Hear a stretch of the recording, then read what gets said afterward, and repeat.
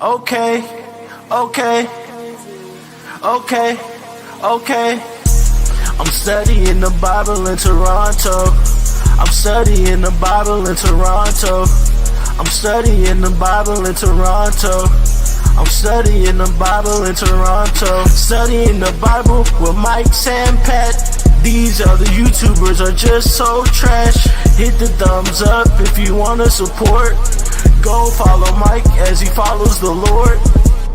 I'm studying the Bible in Toronto. I'm studying the Bible in Toronto. I'm studying the Bible in Toronto. I'm studying the Bible in Toronto. You better watch out, Mike's calling out the shills. If you're not free grace, you need to sit down and chill. We're not hyper grace, you know we keep it real. Eternally secure, you know that we're sealed. We don't back low, we're not workspace heretics. Mike's not in it for the money, trying to get a lick. They out here selling their souls for a couple clicks. Becoming Freemasons so they can't just get rich. I'm studying the Bible in Toronto. I'm studying the Bible in Toronto.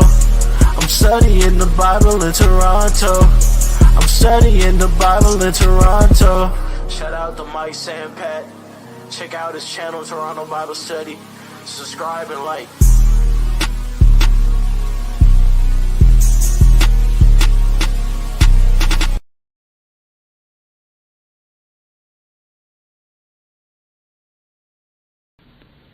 The same day went Jesus out of the house and sat by the seaside, and great multitudes were gathered together unto him, so that he went into a ship and sat, and the whole multitude stood on the shore. And he spake many things unto them in parables, saying, Behold, a sower went forth to sow. And when he sowed, some seeds fell by the wayside, and the fowls came and devoured them up. Some fell upon stony places, where they had not much earth, and forthwith they sprung up, because they had no deepness of earth, and when the sun was up they were scorched, and because they had no root they withered away. And some fell among thorns, and the thorns sprung up and choked them. But other fell into good ground, and brought forth fruit, some 100-fold, some 60-fold, some 30-fold. Who hath ears to hear, let him hear. And the disciples came and said unto him, Why speakest thou unto them in parables? He answered and said unto them, Because it is given unto you to know the mysteries of the kingdom of heaven, but to them it is not given. For whosoever hath, to him shall be given, and he shall have more abundance. But whosoever hath not, from him shall be taken away even that he hath. Therefore speak I to them in parables, because they, seeing, see not, and hearing, they hear not, neither do they understand. And in them is fulfilled the prophecy of Esaias, which saith, By hearing ye shall hear, and shall not understand, and seeing ye shall see, and shall not perceive. For this people's heart is waxed gross, and their ears are dull of hearing, and their eyes they have closed, lest at any time they should see with their eyes, and hear with their ears, and should understand with their heart, and should be converted, and I should heal them. But blessed are your eyes, for they see, and your ears, for they hear. For verily I say unto you, that many prophets and righteous men have desired to see those things which ye see, and have not seen them, and to hear those things which ye hear, and have not heard them. Hear ye therefore the parable of the sower. When anyone heareth the word of the kingdom, and understandeth it not, then cometh the wicked one, and catcheth away that which was sown in his heart. This is he which received seed by the wayside. But he that received the seed into stony places, the same is he that heareth the word, and anon with joy receiveth it. Yet hath he not root in himself, but dureth for a while. For when tribulation or persecution ariseth because of the word, by and by he is offended. He also that received seed among the thorns is he that heareth the word, and the care of this world and the deceitfulness of riches choke the word, and he becometh unfruitful. But he that received seed into the good ground is he that heareth the word and understandeth it, which also beareth fruit, and bringeth forth some 100-fold, some 60, some 30. Another parable put he forth unto them, saying, The kingdom of heaven is likened unto a man which sowed good seed in his field. But while men slept, his enemy came and sowed tares among the wheat, and went his way. But when the blade was sprung up and brought forth fruit, then appeared the tares also. So the servants of the householder came and said unto him, Sir, didst not thou sow good seed in thy field? From whence then hath it tares? He said unto them, An enemy hath done this. The servants said unto him, Wilt thou then that we go and gather them up? But he said, Nay, lest while ye gather up the tares, ye root up also the wheat with them. Let both grow together until the harvest. And in the time of harvest I will say to the reapers, Gather ye together first the tares, and bind them in bundles to burn them, but gather the wheat into my barn. Another parable put he forth unto them, saying, The kingdom of heaven is like to a grain of mustard seed, which a man took and sowed in his field, which indeed is the least of all seeds. But when it is grown, it is the greatest among herbs, and becometh a tree, so that the birds of the air come and lodge in the branches thereof. Another parable spake he unto them, The kingdom of heaven is like unto leaven, which a woman took and hid in 3 measures of meal, till the whole was leavened. All these things spake Jesus unto the multitude in parables, and without a parable spake he not unto them, that it might be fulfilled which was spoken by the prophet, saying, I will open my mouth in parables, I will utter things which have been kept secret from the foundation of the world. Then Jesus sent the multitude away, and went into the house. And his disciples came unto him, saying, Declare unto us the parable of the tares of the field. He answered and said unto them, He that soweth the good seed is the Son of Man. The field is the world. The good seed are the children of the kingdom, but the tares are the children of the wicked one. The enemy that sowed them is the devil. The harvest is the end of the world, and the reapers are the angels.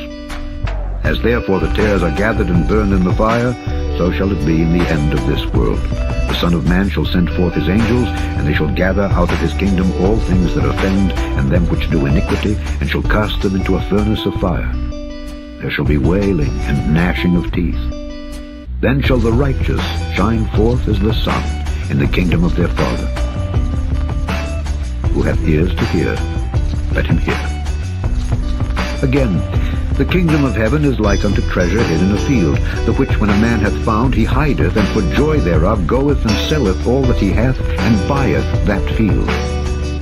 Again, the kingdom of heaven is like unto a merchantman seeking goodly pearls, who when he hath found one pearl of great price, went and sold all that he had, and bought it. Again, the kingdom of heaven is like unto a net that was cast into the sea, and gathered of every kind, which when it was full, they drew to shore, and sat down, and gathered the good into vessels, but cast the bad away.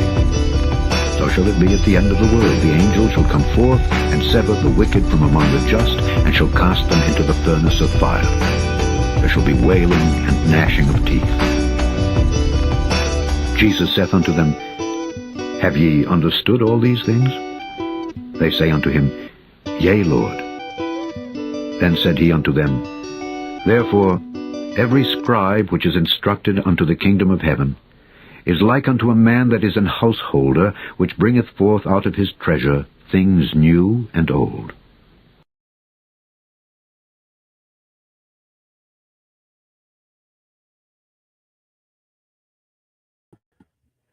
Hello, welcome to Toronto Bible Study. Hello, Liliana, how are you?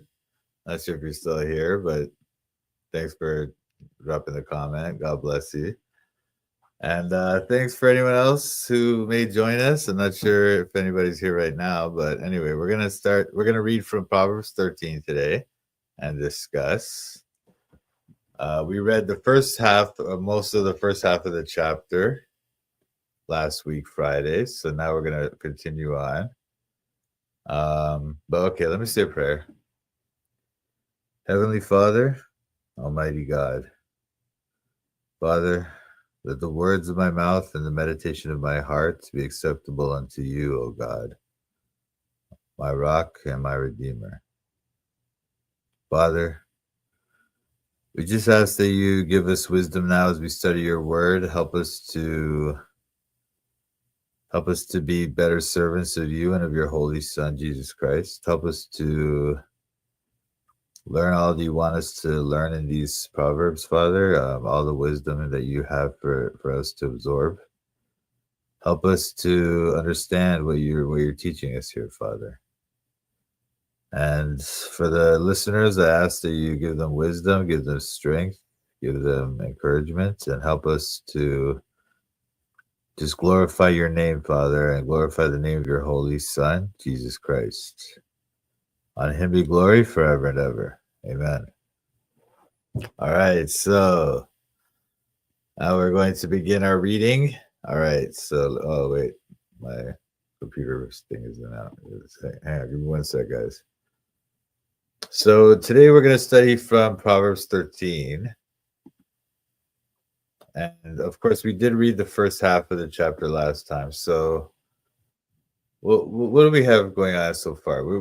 Okay, from Proverbs 1 to 9, we had the foundational kind of instructions, right? So they're giving us these kind of longer speeches that instruct us in what wisdom is and what's the right way to live, right? But now when we get to this section from chapter 10 on until chapter 30, it's all, well, chapter 29, it's all basically these short like proverbial sayings that are just like one line. Basically, there's a few little things that kind of digress from that, but most of it is just these short proverbs.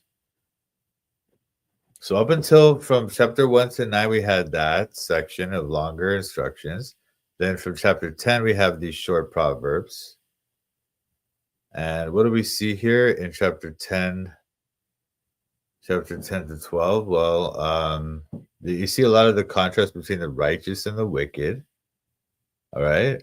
Righteousness brings life, joy, safety. Wickedness brings ruin and despair.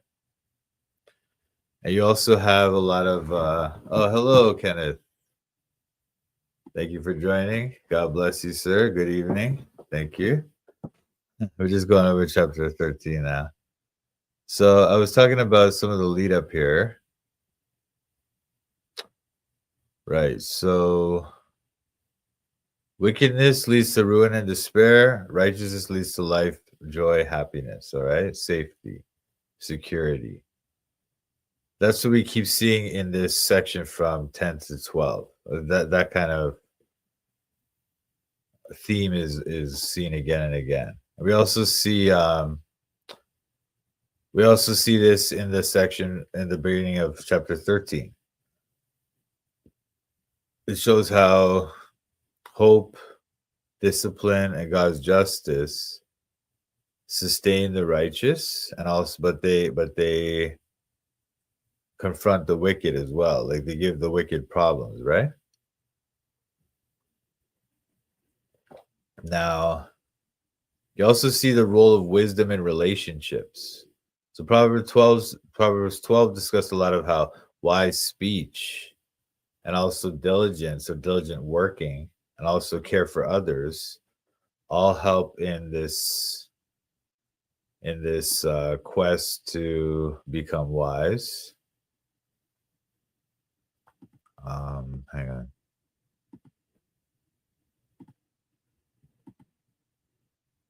Okay, and then in Proverbs 13, 12 to 25, now we have this focus on the importance of wise correction. For example, in verse 24. And also having fruitful relationships, verse 20. And also love for others, verse 25.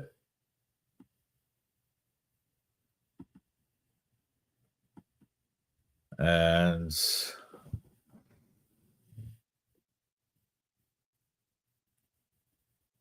oh, you know what? Proverbs 12:25.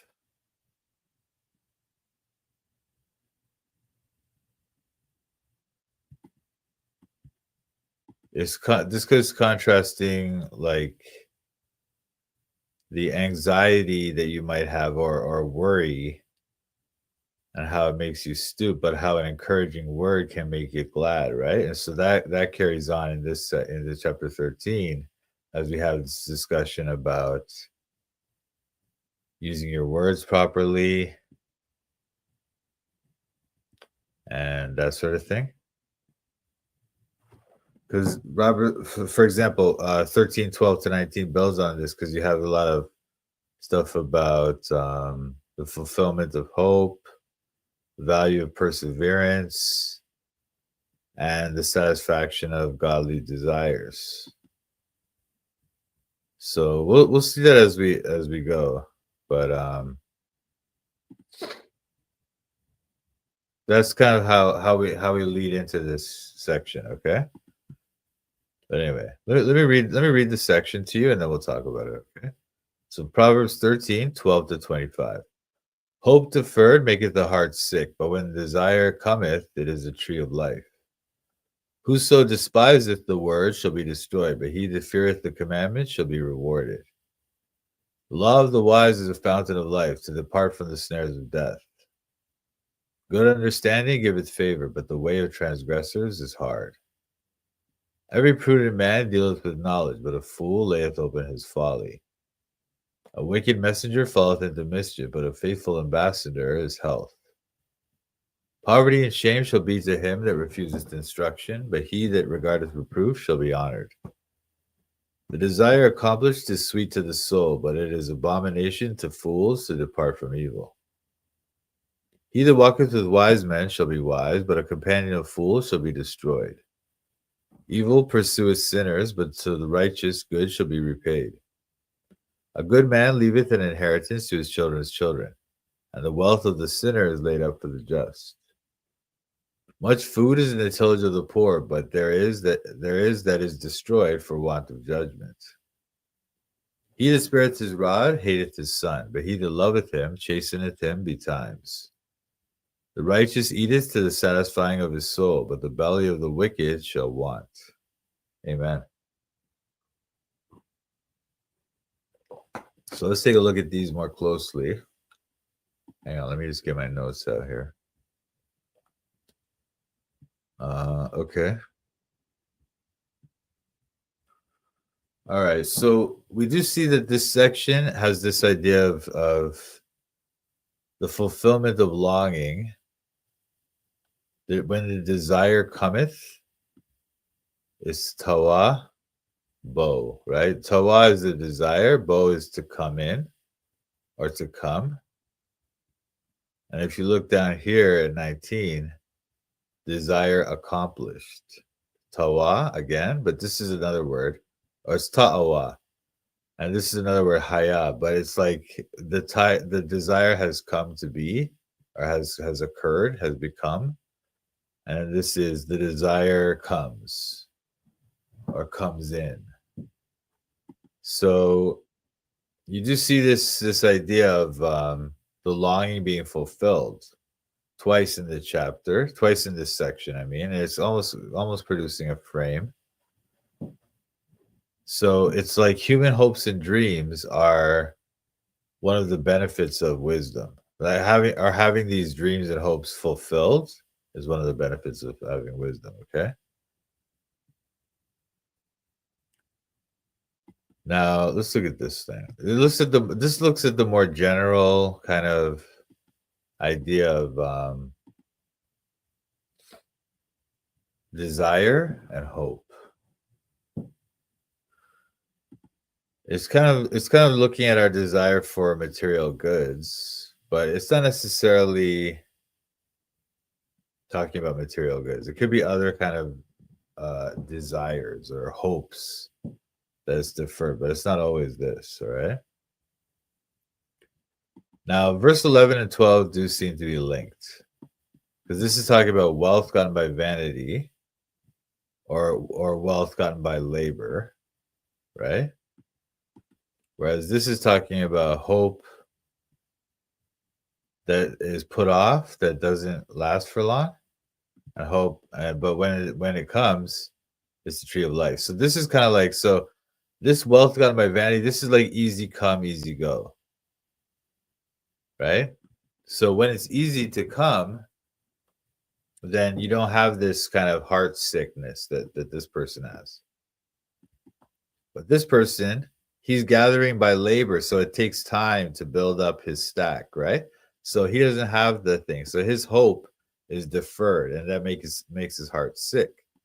But when the desire cometh, it is a tree of life. And that's what this person is going to get. Eventually, he works hard, he slaves his money slowly, and he builds up until he gets to where he wants to be. And the whole time he's waiting, his heart is sick. But when he gets there, it's a tree of life, right? So I'm not sure what you think about that. I pray so much for patience, but keep on snapping easily. I have very little desire to even be around others. I don't feel sad at all when I'm alone. Am I with a bad problem? No, I mean, I have that problem too. I think I just like to be alone, but you also, I mean, no, I don't know if this is, it may have to do with your grieving process that you're going with. That does happen. Like, I know when I lost my mother, and I had a long period when I was like that too. So, and that's actually quite common among people that are grieving. So it might be part of that, you know. I'm not saying you're. I don't know. I don't want to comment too much because we don't know each other that well. I understand though how you feel. I've been there. I feel the exact same way. I'm also finding myself having to pray for patience to deal with others. I prefer to be alone too.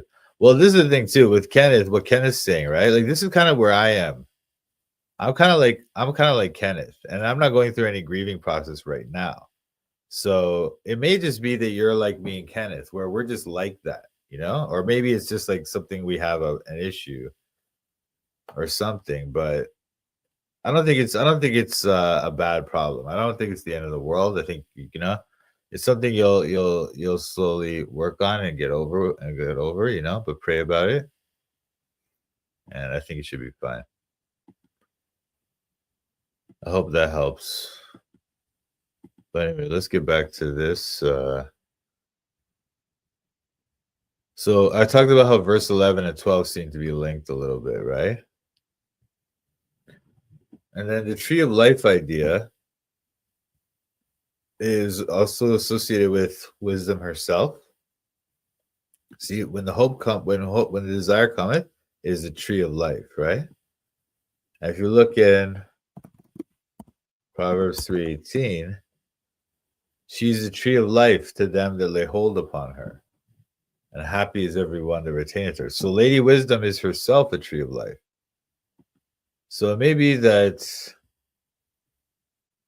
you know, it's people who have wisdom that acquire these things that they wanted. They get the desire that made their hearts sick, but it might take time. So they're waiting for it. Then their heart is sick, but when they get it, it's a tree of life, and that's something that wisdom is also a tree of life to them that lay hold on her. So the wise person is the one who gets this thing. And why do they get it? Probably because they gathered by labor. You know, it takes time, and their heart is sick while they're waiting for it, but eventually they get to where they got to be, and then they get the thing that they desired. Now, there's other things that are associated with the tree of life in Proverbs as well. So let me write that. The fruit of the righteous is a tree of life, and he that winneth souls is wise. We saw this last week. The fruit of the righteous is a tree of life, right? So here again, when the desire cometh, it is a tree of life. So this is the desire which is the fruit of the righteous. So the righteous, they are, once again, I would say they're working, they're slowly gathering by labor. It takes time. They're waiting patiently for this thing, even though their heart is sick. And eventually they get it, and it's a tree of life. And so it's the fruit of the righteous. And then we can look at Proverbs 15:4. A wholesome tongue is a tree of life, but perverseness therein is a breach in the spirit. A wholesome tongue is a tree of life, but perverseness therein is a breach in the spirit. Okay.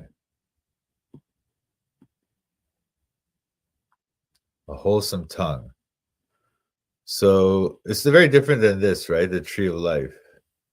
But notice that the wholesome tongue, the tongue that speaks wholesome things, right? Not perverse things, but wholesome things.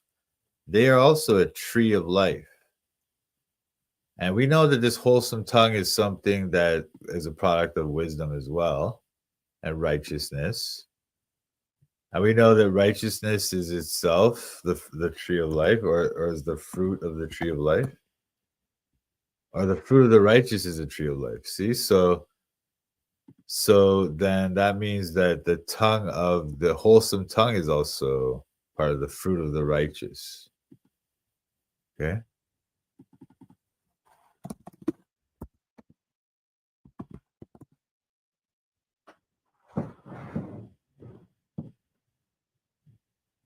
But here in 13, we see this thing, the hope deferred, the desire is a tree of life. And then in 19 here, the desire accomplished is sweet to the soul, but it is abomination to fools to depart from evil. So the only way to get the desire, that same ta'awa, accomplished, is to move away from evil, to depart from evil. Then when you depart from evil, then you can accomplish your desire, and it's sweet to the soul. But if you can't depart from evil, if it's an abomination to you, it's because you're a fool, and you want to get this desire, you know.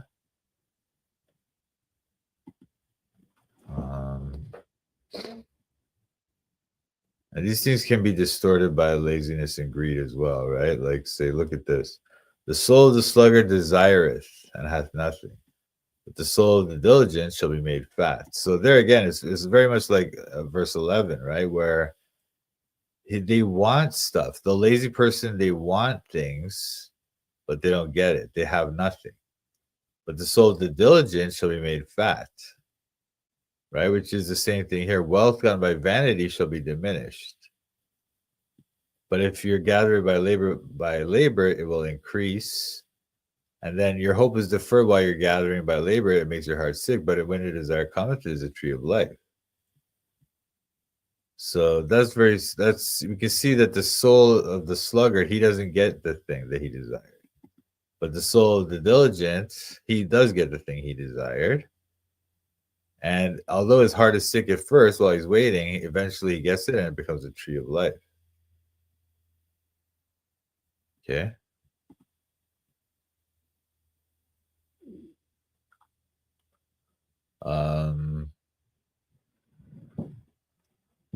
Now notice this proverb doesn't really admonish any kind of behavior, right? It's not telling you how to live or anything. It's just telling you that this is what happens, and these are the effects when these things happen. You know, it's interesting that this one has the fountain of life, 13:14. The law of the wise is a fountain of life to depart from the snares of death. Fountain of life, tree of life. Maybe some links there as well. They're both kind of a reaction to the interior of your heart. If your heart, you know,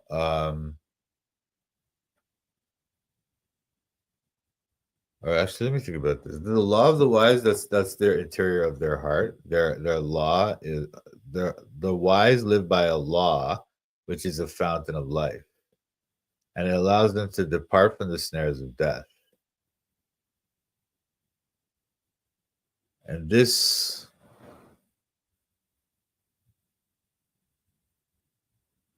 their law of the wise, so that's their interior, that's their interior life. Like they're wise, so they live by a law, which is the fountain of life. And when these guys get their desire, it is a tree of life. But how do they get this desire?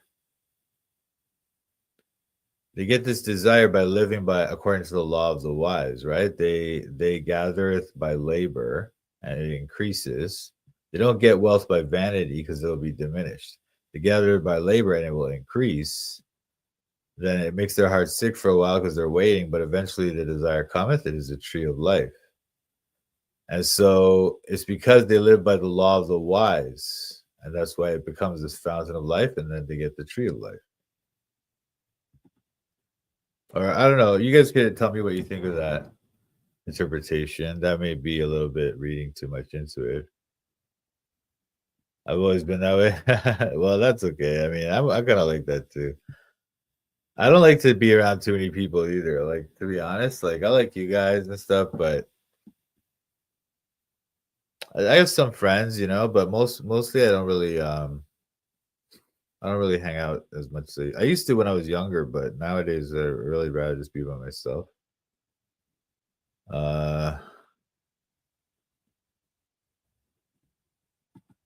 Yeah, I hear you.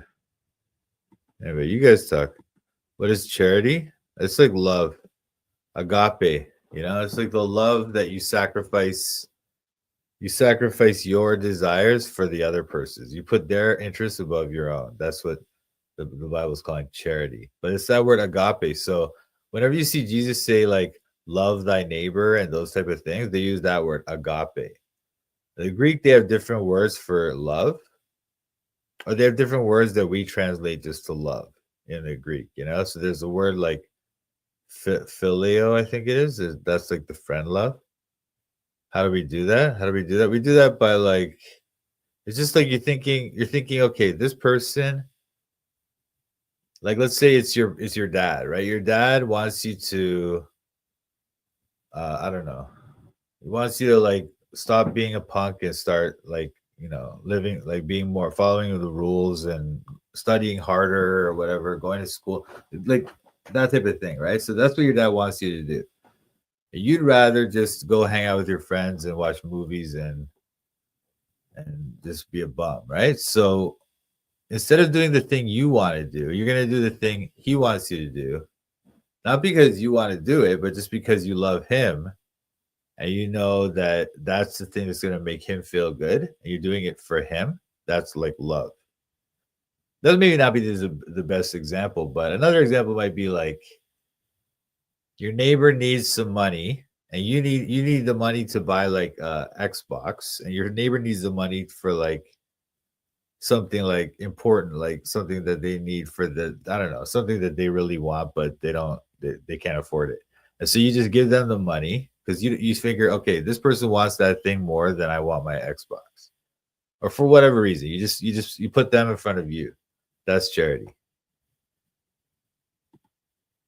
Okay, so now verse 13. Wait.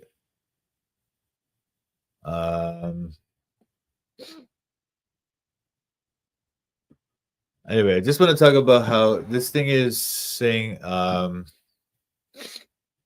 the heart, hope deferred makes the heart sick, right? The heart.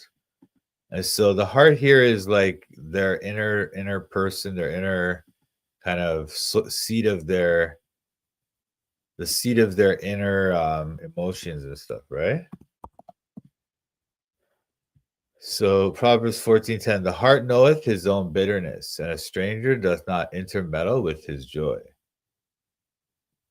So the heart knows your own bitterness, right? That's like your inner personality, your inner emotions and stuff. So when it says hope maketh the heart sick, it's talking about that part of you, which I think everybody kind of knows that reading that sentence, but still good to talk about a little bit. All right, so for 13:13 now, whoso despiseth the world, whoso despiseth the word shall be destroyed, but he that feareth the commandments shall be rewarded. So it's contrasting the one who hates the word and the one who fears the commandment. All right, so we know that this is kind of like antithetical parallelism. So they're basically saying the same thing, again, but they're saying it from the other side, right? So it's like, we know that if you despise the word, you'll be destroyed. If you fear the commandment, you'll be rewarded. They're basically saying that the law or the word or the commandment has this power to either destroy you or reward you based on whether you fear it or despise it, right? So it's kind of saying the same thing, just that the word is this thing that has this power, right? But it's saying it from two different opposite angles. That's what they call antithetical parallelism. Okay. And so when they have this kind of structure in these Psalms, and this is most of these Psalms from chapter 10 up to chapter 15 are in this form. When you see that, you can kind of infer certain things from the other side. So for example, whoso despiseth the word shall be destroyed, but he that feareth the commandment shall be rewarded. That means feareth the commandment and despiseth the word are opposite things. Okay, so what does despiseth the word mean? It means you're not fearing the commandment. What does fearing the commandment mean? It doesn't mean fear the commandment, like you're literally terrified of it and you're scared of it, right? It means to revere it, to obey it, right? That's what fearing the commandment means. So to despise the word, which is the opposite of fear the commandment, despise the word means that you're going to ignore the commandment. You're not going to fear it. You're not going to revere it or obey it, right? And then he shall be destroyed. The opposite is he shall be rewarded.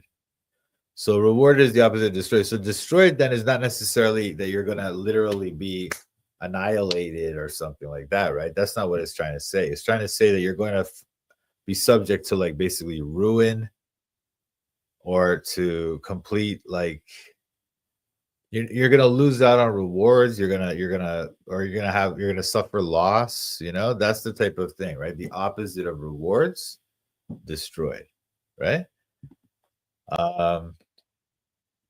The word here seems to be God's word, right? It's like the commandment. It's like the law, basically, we might say. And we did see that often in the Psalms and Proverbs, they'll use different words, but they're basically referring to the law. And not just the law of Moses, but like the law, like God's instruction, God's commandments. So his commandments, his ordinances, his statutes, his word, davar. These are all words that they're all just referring to the law. And the law is not just the law of Moses, but it's like God's kind of instruction or way that he wants us to live, his moral law, his law of love. It's just like just doing what God wants you to do as opposed to doing what he doesn't want you to do. That's the law. That's the commandment, the word.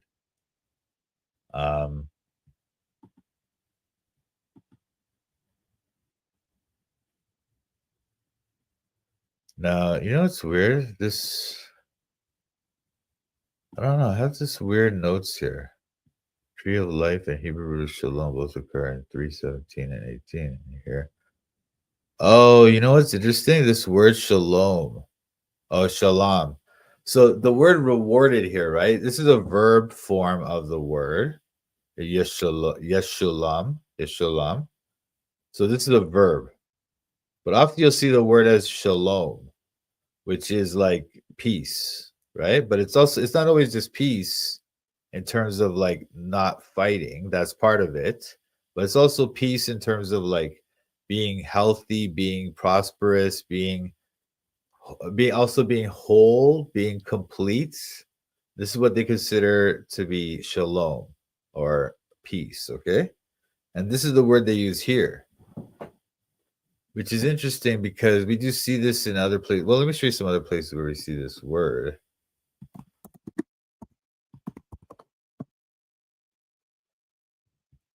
Her ways are the ways of pleasantness, and all her paths are peace, shalom. She is a tree of life to them that lay hold upon her, and happy is everyone that retaineth her. So this idea of the peace, her paths are peace, and she's a tree of life, these are linked, right? And we also saw that the tree of life idea is here, And then we have this word shalom here. So that is interesting or worth thinking about, okay? There's a link here. And it may be related to the link that we see here. The lady wisdom, all her paths are peace, shalom, and she's a tree of life. And here we see that when the desire cometh, it is a tree of life. And the desire comes to those who fear the commandments, right? And then they shall be rewarded. They shall be given peace, shalom, right? Or yeshalom. So there seems to be some links there as well. I'll let you reflect on that. We'll move on. 13:14. The law of the wise is a fountain of life, to depart from the snares of death. Charity envieth not, charity vaunteth not itself, is not puffed up. Amen. Amen. Charity never faileth. But if there should be prophecy, they should fail. Anyway, so here we have the law of the wise is a fountain of life, to depart from the snares of death. The word life here is very important, okay? It's hayim. And to use it to describe a fountain is interesting, especially after we just saw the tree of life up here. Now we see the fountain of life here, right? And both trees and deserts, both trees and fountains or springs, that's what they're thinking of. When they say fountain, they're thinking of like a spring out of the ground. So both of those things in the desert where they live is a sign of like life, a sign of hope, you know? So that's what this is representing. And whenever you saw a tree, you knew that there were waters nearby. That was another thing. So it's like in the desert, that's like a sign like, wow, a tree. Yeah. You know, that's why it says this thing. He shall be like a tree. Psalm 1, verse 3. He shall be like a tree planted by the rivers of water that bringeth forth his fruit in his season. His leaf also shall not wither, and whatsoever he doeth shall prosper. Because the tree makes you think of hope and water and life and all that type of thing, especially in their mind of the Hebrews. Jeremiah 17:8. For he shall be a tree as a tree planted by the waters, and it spreadeth out her roots by the river. I shall not see when heat cometh, but her leaf shall be green. I shall not be careful in the year of drought, neither shall cease from yielding fruit. So this is a sign, this type of tree, which is this, you know, it's green even in the heat, and you know, it's not careful when it's a drought. It's always yielding fruits. This is the symbol of like life and renewal and all these things, right? So that's what they're referring to when they say tree of life, or even a fountain of life as well. Now this idea of the fountain of life also appears in Proverbs and a few other places. 10:11. The mouth of a righteous man is a well of life. See, they use well here in the King James, but I think it's the same Hebrew word. Yeah, makor. So a well and a spring, they use the same Hebrew word. Okay, because they kind of think of it the same way. It's like that is kind of what a well is, right? It's a spring, but it's at the bottom of this thing. You have to dig down for it, right? But it's a spring. It's like a thing where water comes out of the ground. So that's why they use the same word. But here they use a well. The mouth of a righteous man is a well of life. But violence covereth the mouth of the wicked. So it's a well of life, or a fountain of life. Right? What's the fountain of life here? The law of the wise. So the law of the wise is a fountain of life. Why? Because the wise person lives according to a law, which is like this fountain springing forth. Life springs forth from the law by which the wise person lives, right? Similarly, the righteous person or the wise person, they're kind of the same person. When they speak, they're not exactly the same, but they're kind of the same, right? So the mouth, when they speak, now that is giving life. That's a life-giving thing. Okay, so it's like they're speaking about the similar thing, but it's slightly different, but it's got that same idea that wherever these wise people go, they are a source of wisdom. The fear of the Lord is a fountain of life, to depart from the snares of death. The fear of the Lord, the law of the wise. But look what we saw here. He that feareth the commandment shall be rewarded. Right? He fears the commandment, so he shall be rewarded with peace. He shall be given peace, right? And then here, the fear of the Lord, the fear of the commandment is a fountain of life. So these things all kind of match up, right? 16:22. Proverbs 16:22. Understanding is a wellspring of life unto him that hath it, but the instruction of fools is folly. Wellspring, makor. It's the same word, right? So it's a wellspring, it's a well, or it's a spring. Here it's both. A wellspring. But it's a wellspring of life unto him that hath it, but the instruction of fools is folly, right? So understanding is a wellspring of life. Fearing the law of the wise is a fountain of life. So understanding and the law of the wise, because the person who has understanding, they live according to their understanding, to their wisdom, right? And that they live according to the law of the wise, and so that becomes the fountain of life. So we can say this is like the law of the wise and to depart from the snares of death. It's about their righteous speech, their fear of God, and also their understanding, their wisdom, their right thought. Okay. Now this is very close to something we see in 14:27.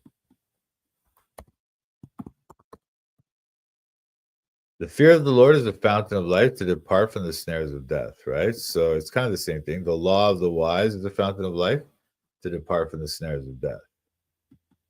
Very similar idea, but here it's the fear of the Lord, and here it's the law of the wise. So can we say that the fear of the Lord and the law of the wise are the same thing?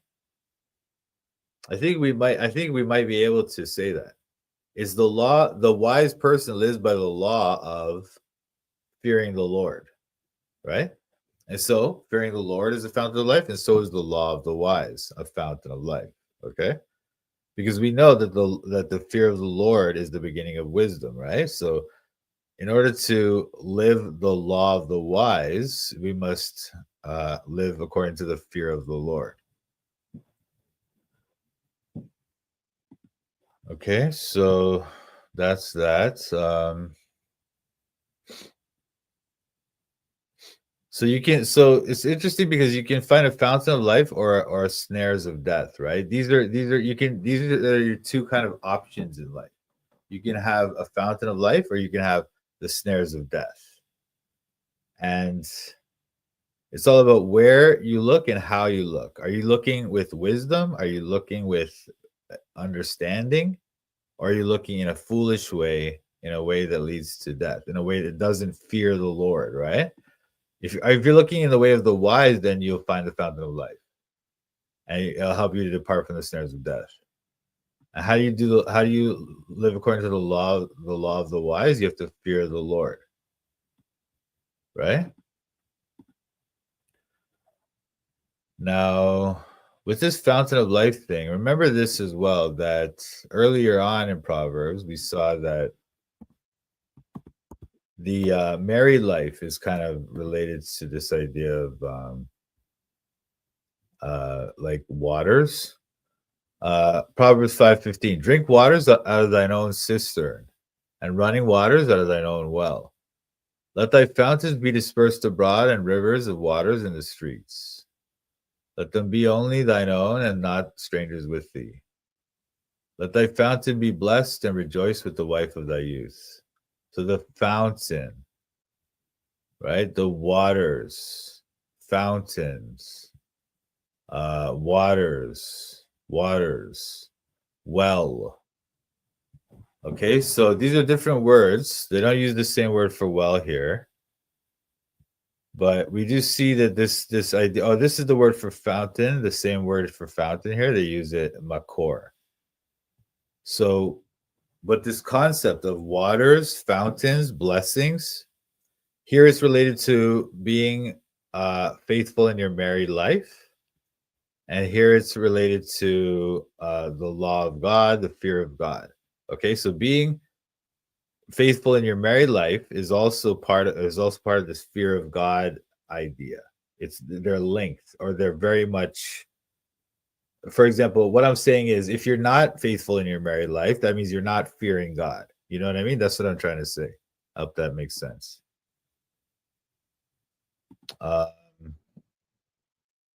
And then also, you see how it says that the snare is to depart from the snares of death, right? And so we saw that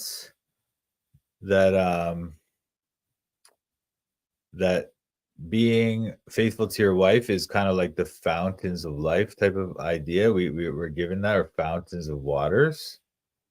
And then if you go to Proverbs 7:21-26, here we see that adultery, or being unfaithful to your wife, is compared to this deadly trap. So with her much fair speech, she caused him to yield. With the flattering of her lips, she forced him. He goeth after her straightway, as an ox goeth to the slaughter, or as a fool to the correction of the stocks. Till a dart strike through his liver, as a bird hasteth to the snare, and knoweth not that it is for his life. Hearken unto me now, therefore, O ye children, and attend to the words of my mouth. Let not thine heart decline to her ways, go not astray in her paths. For she has cast down many wounded, yea, many strong men have been slain by her. So we can see that here. It's a trap. It'll strike you through a heart with your. It'll strike you through your liver with a dart, as a bird hastens to the snare, right?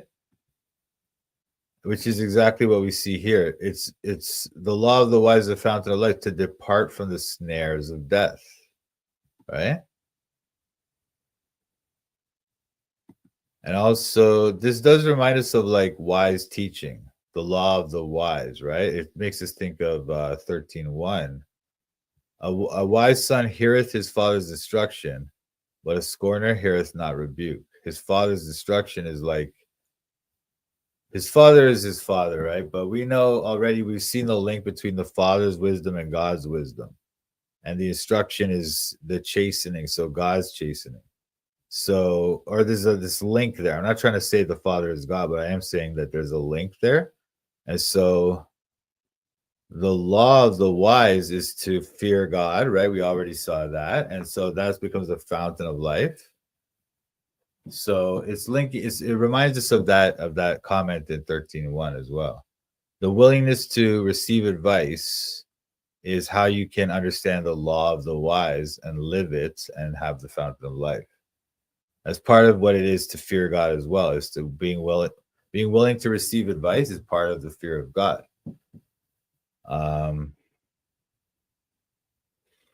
And then this also looks forward to the idea of how we should keep wise companions. We see this here in 13:20. So we'll talk about that as we get there, but you can see that there's a theme of the whole chapter of receiving instruction properly and then living by it according to the fear of God, and how that becomes this fountain of life and allows you to depart the snares of death, okay? Now with 15, good understanding giveth favor, but the way of transgressors is hard. So 15 and 16 are linked too. We'll talk about the link a little more, maybe. Well, actually, let's talk about it now. So they're linked in the sense that they have these terms that we saw from the beginning of the book. Okay, you've got prudence, you've got folly, you've got fools, or where is it? Fools. You've got understanding, okay, and knowledge. So these are all words that were at the beginning. Let's say, for example, in Proverbs 1:1-7, wisdom, instruction, understanding, wisdom, knowledge. I think that, oh no, it's a different word. But anyway, understanding,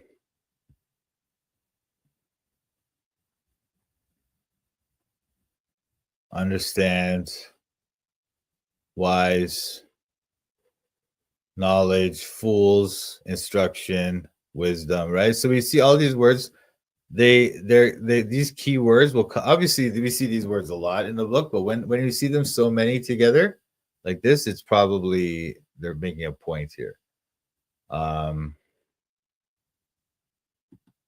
Like this word understanding here in verse 1:3 is kind of like, wait. What word is that again? Sorry, understanding here is sekel, right? So it's wisdom here. The instruction of wisdom here is sekel, prosper, kind of that idea. And so that's what they refer to as prudence here. Or sorry, that's what they refer to as understanding here. Okay, so here's wisdom. To receive the instruction of wisdom is here good understanding. So when you receive this instruction of wisdom, then that means you'll have good understanding, and then that giveth favor. Okay?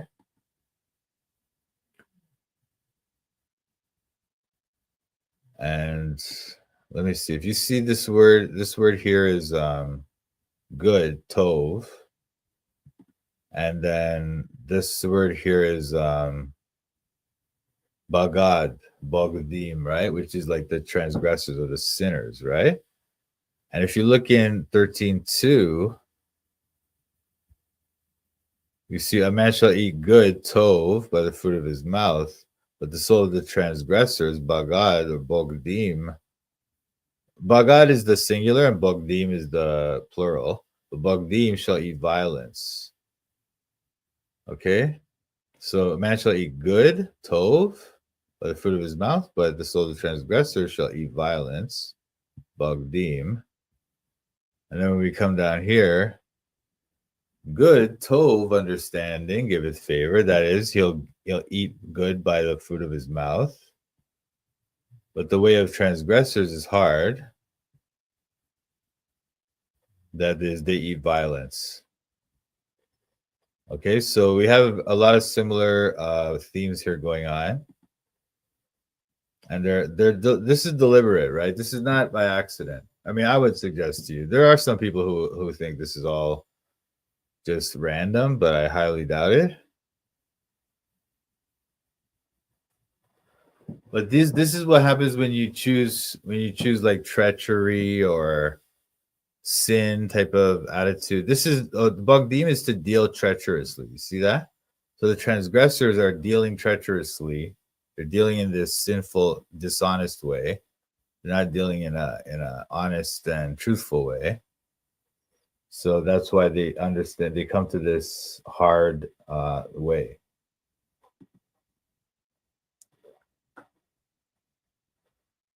So it's comparing like a good understanding that can be acquired. Good understanding can give favor by a proper way, you know? So good understanding is like a good way. And the way of the transgressors is not by good understanding, it's by some other understanding, which is not good. It's a bad understanding. And that's the way of the transgressors. The good understanding is not the way of transgressors. This is the way of the righteous, right? Or whatever the opposite of transgressors might be, you know? But it's the way of people who do not deal treacherously, they deal honestly.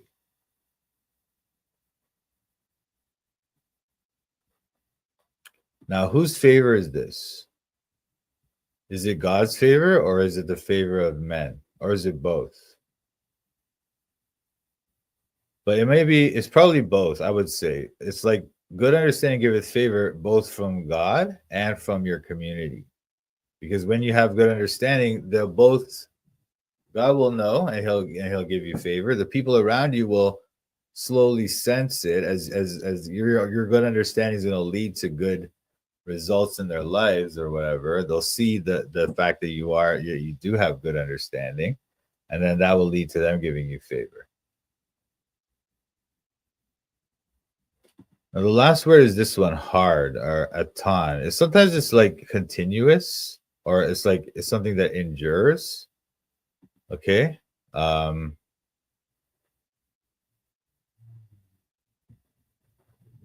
Excuse me. But because this word is often thought of as the thing that endures, or as thing that's continuous, some people will put another idea like the way of transgressors will not continue. But there is no negative comment here in the Hebrew, so it's probably just a different use of the word, something more like negative. For example, the NRSV and the LXX read ruin here. They put the word ruin. So I think hard is a good translation by the King James here. Ruin may be too strong, but hard is good. It's the opposite of favor, and it's like something not good. But keeping going. Every prudent man dealeth with knowledge, but a fool layeth open his folly. So what do we have here?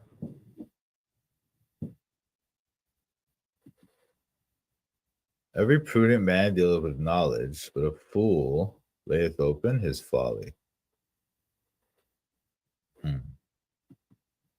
So the prudent, we saw prudence already before, right? So prudence was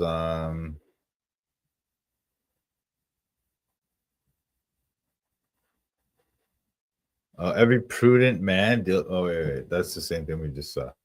Where did we see prudent before? I mean, I know we saw it up here.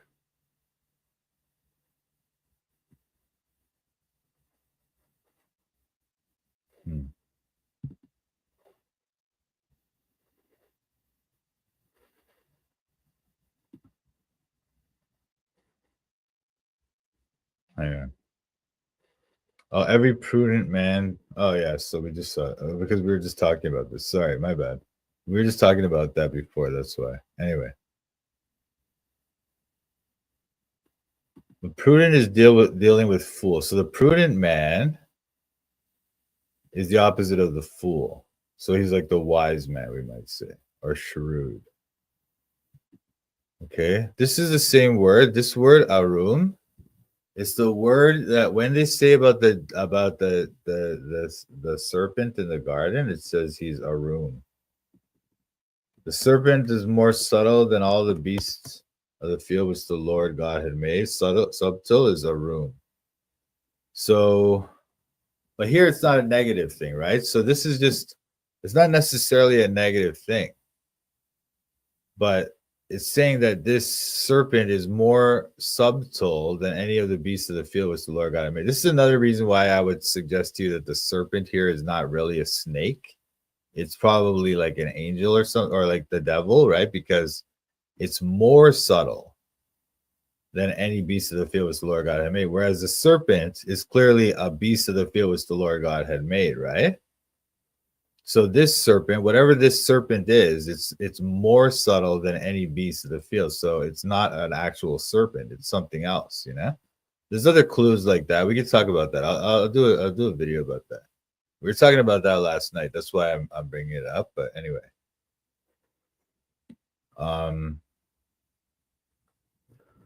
so with this one, okay, every prudent man. So it's like if you have knowledge, and if you're prudent, then you'll deal with knowledge. But if you're a fool, then your folly will be laid open, will be obvious to everyone. It's open. You're gonna reveal your foolishness. This word for fool is oh, by the way, this word prudent is arum, right? So we talked about how it's in Genesis 3, but we also see it here. Where is it here? Oh, it's wait, is this not it's not in this thing? Arum.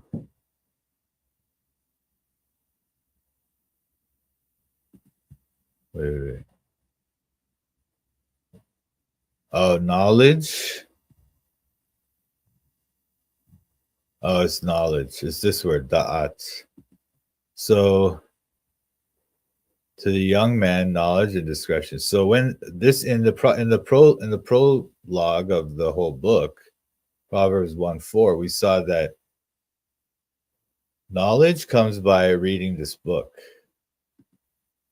Right? And this person who's prudent, he deals with knowledge, which is what you get by reading this book.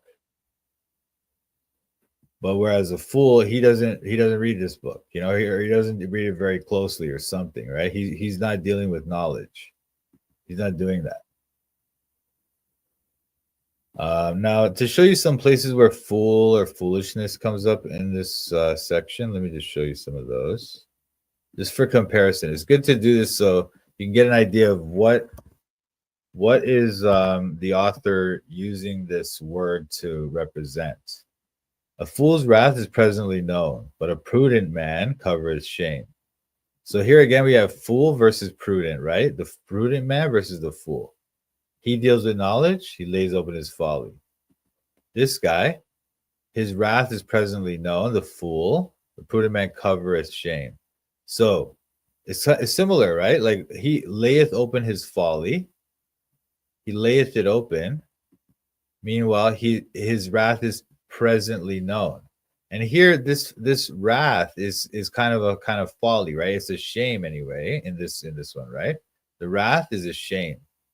His wrath is presently known. His shame is covered. He doesn't let it out. He doesn't let people know. That's why he's not ashamed by it. Whereas this guy, he layeth open his folly. That is, it's obvious to everyone. It's laid open. It's bare. It's not hidden.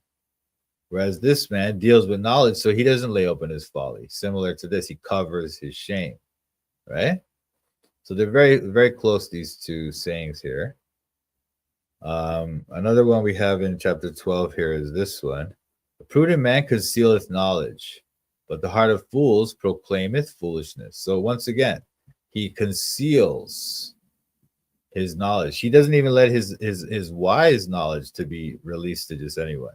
He probably will. He does. We know that the prudent man in other places, he speaks words of wisdom. He speaks and it's like a fountain of life, right? So we know that he doesn't always conceal the knowledge, but he does at times. And this is what we saw here as well. He covers shame. He doesn't let everything know. He doesn't let everybody know his things, but at times he will, right? But at least right now, where is it? Sorry. At least right now, he's not doing that. He's keeping it under wraps, right? He's concealing the knowledge. Whereas this guy, he doesn't have knowledge. He has only foolishness, and he proclaims it. He's proud of it. He spreads the word, which is just like this. He layeth open his folly. He layeth it open. He reveals it. He opens it up. And then if we go to 14:8, Proverbs 14:8. The wisdom of the prudent is to understand his way, but the folly of fools is deceit. So what do we have here? The wisdom of the prudent is to understand his way. So he understands his way that he's going. The folly of fools is deceit. That is, so this is somehow the opposite of this. So to understand your way is to be not to be deceitful. There's something about deceit and treachery is the opposite somehow of understanding your way. Understanding your way. Okay. But once again, the prudent is the opposite of the fool, right? And his wisdom is opposite of folly. Anyway, so going back to this now, this just gives you an idea of what the word is being used for in other contexts that are similar. Excuse me. There are similar kind of usages of the same word, okay? Now this word's a fool. Oh, this word is sometimes thought of as simple, okay?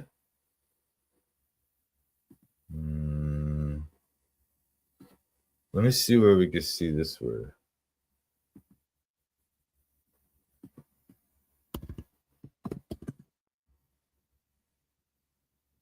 Simple, petaim. It's a different word, but I don't know why they have this word simple here.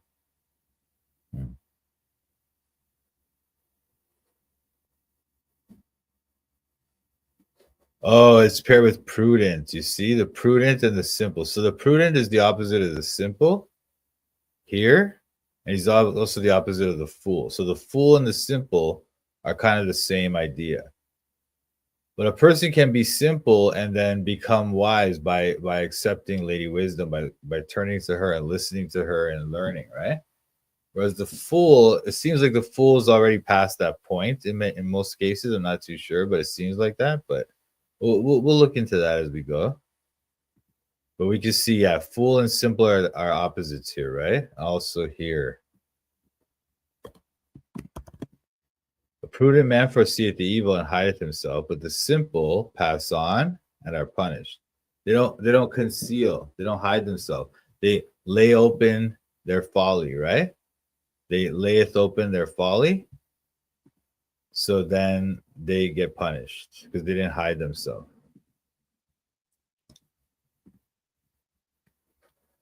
So it's like it's like, and so this idea of the public aspect of it, right? How they lay open their folly, so it's publicly known, so then they get punished. That's going to carry on in this section here. But we'll get there in a minute, but I just want you to be aware of that.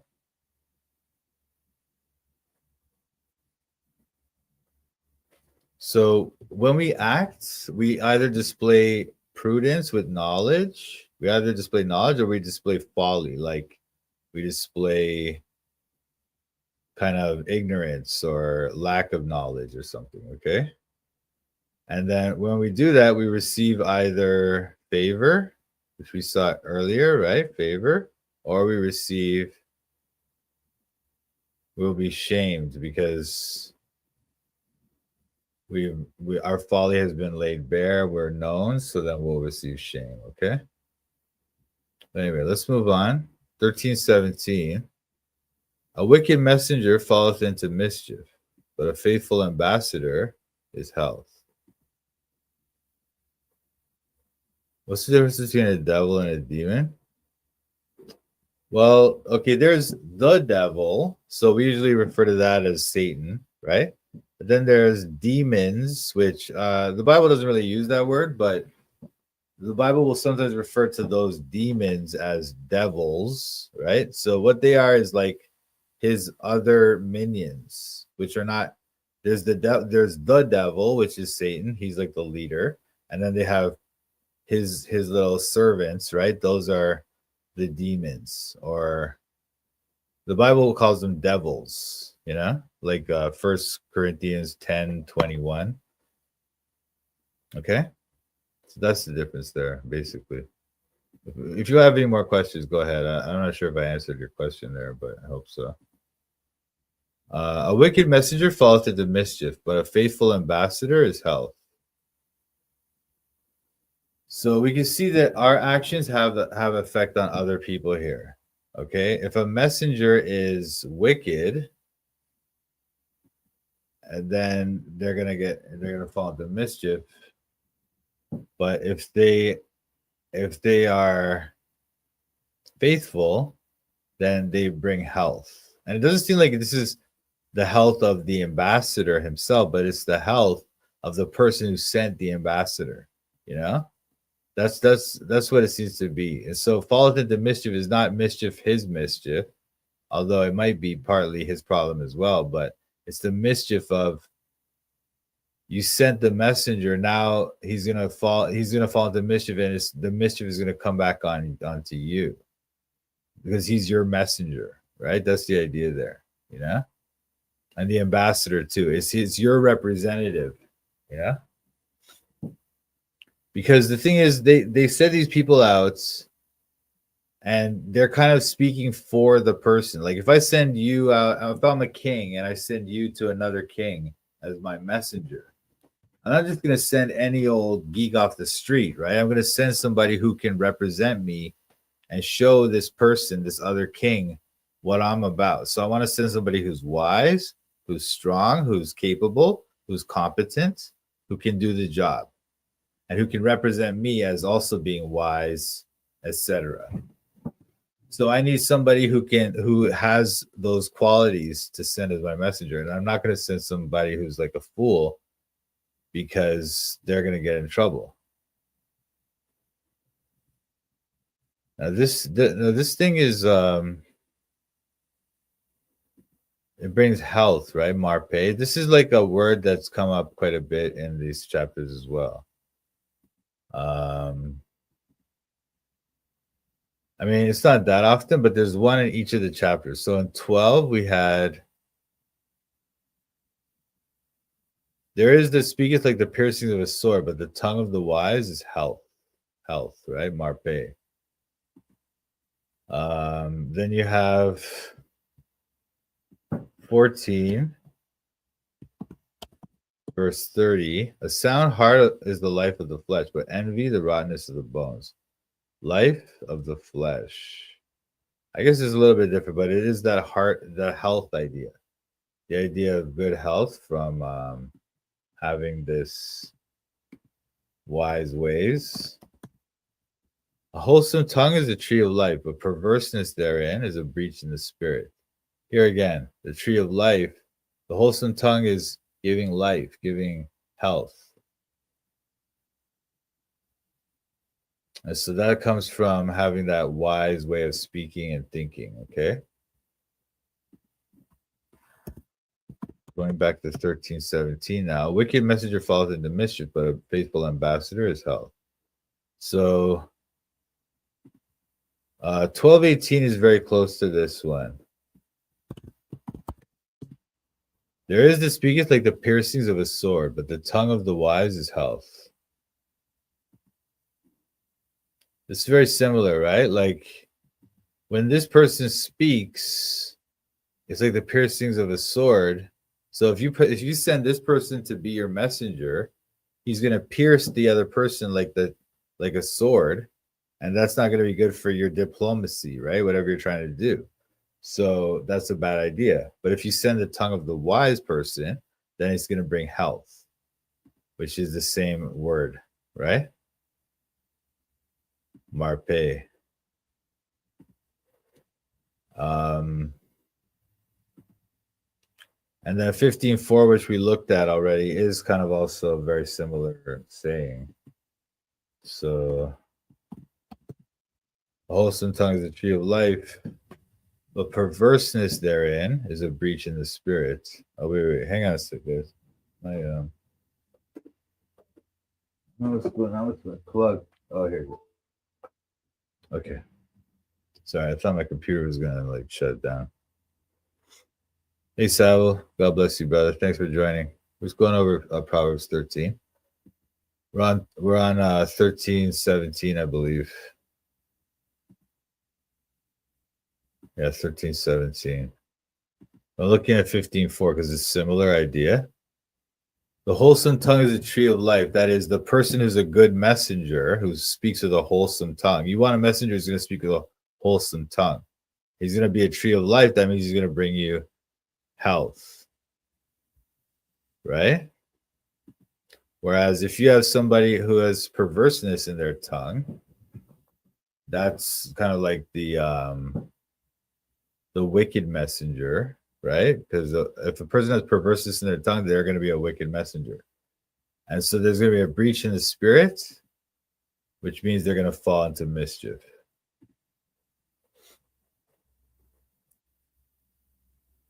And so this health is often contrasted with like trouble or this kind of thing, this mischief idea, right?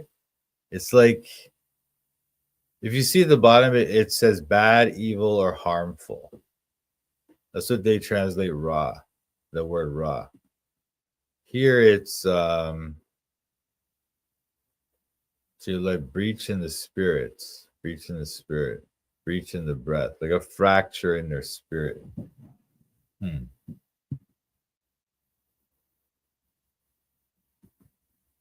What was the other one? There was 12:18 we saw. So here again, it's kind of like they're contrasting the health of the wise. The tongue of the wise brings health, whereas their tongue is like the piercings of a sword. So it's like that falling into mischief idea. Now this word marpe, the basic meaning of it is kind of like to restore or to make whole again, or to make complete again. And it can also be kind of like to soothe or to calm something down. Like, let me show you that.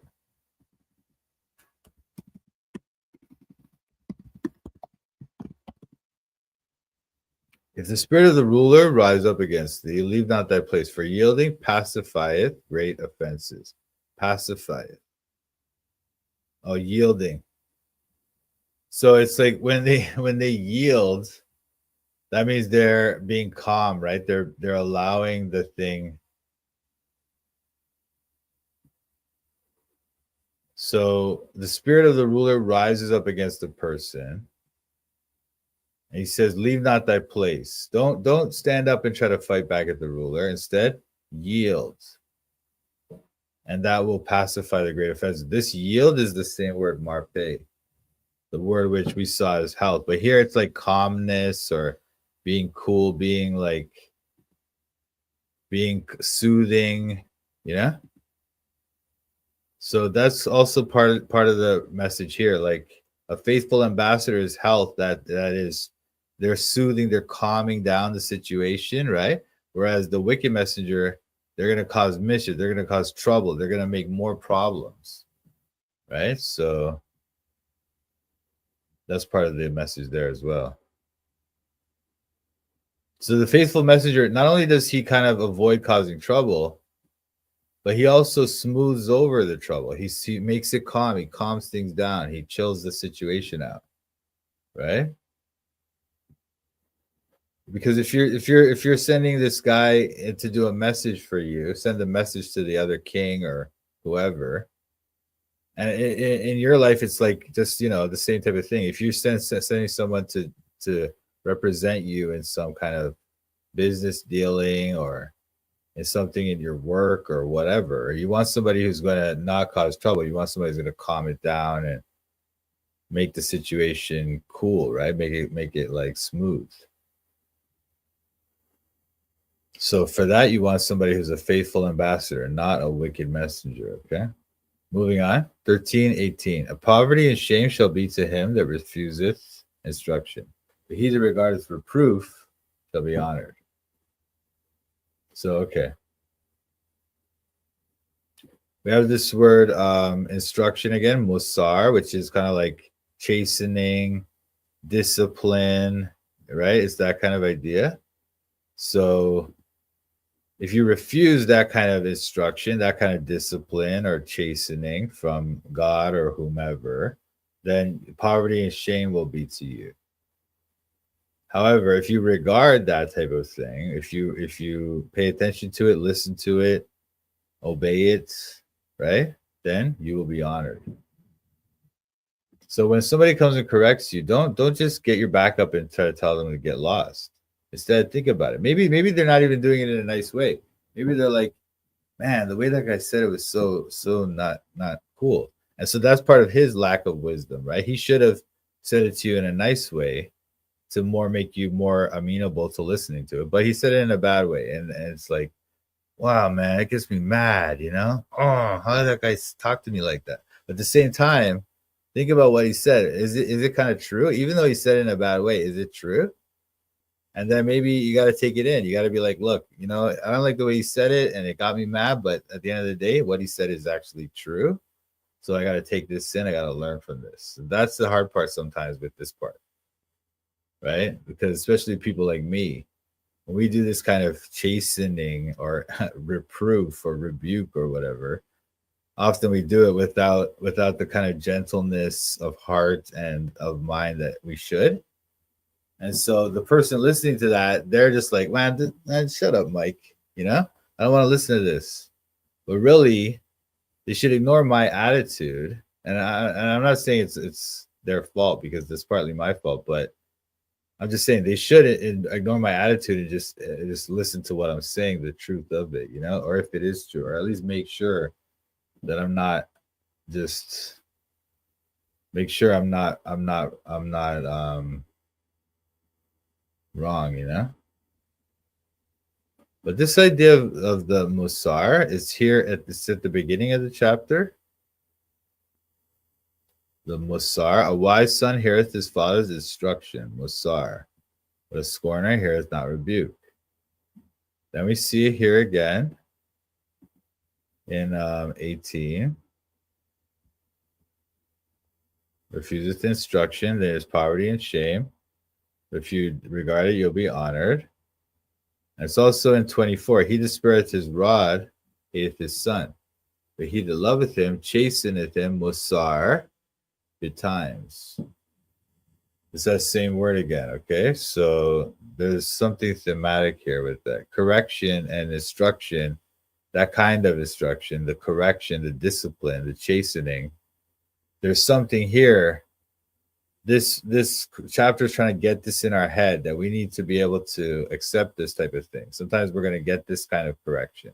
It's not always going to be the kind of instruction where you like, where it's fun, where they're telling you something and you're like, yeah, that makes a lot of sense. Wow, that's so cool. I'm glad you told me that. Thanks, man. Wow, I'm so glad you told me that. And then you feel great, right? That happens too when you're learning about the Bible or whatever. And that's great. But sometimes the instruction is not like that. Sometimes it's like, listen, you messed up. This is what you did. You shouldn't have done that. This is what you should have done. And they're telling you, and they're like correcting you, right? They're giving you that kind of discipline. When they're saying it to you, it doesn't feel good. You don't like it. It makes you feel dumb. It makes you feel like you messed up. It makes you feel stupid. But if you can get past those negative feelings and realize that, yeah, okay, maybe you were kind of stupid or whatever, but it doesn't mean that's how you are. It just means that you did something that was stupid. You're going to learn from the mistake and not do it again, right? That's how you grow and become better, right? And so a lot of this chapter is focused on being able to accept that kind of instruction or that kind of discipline.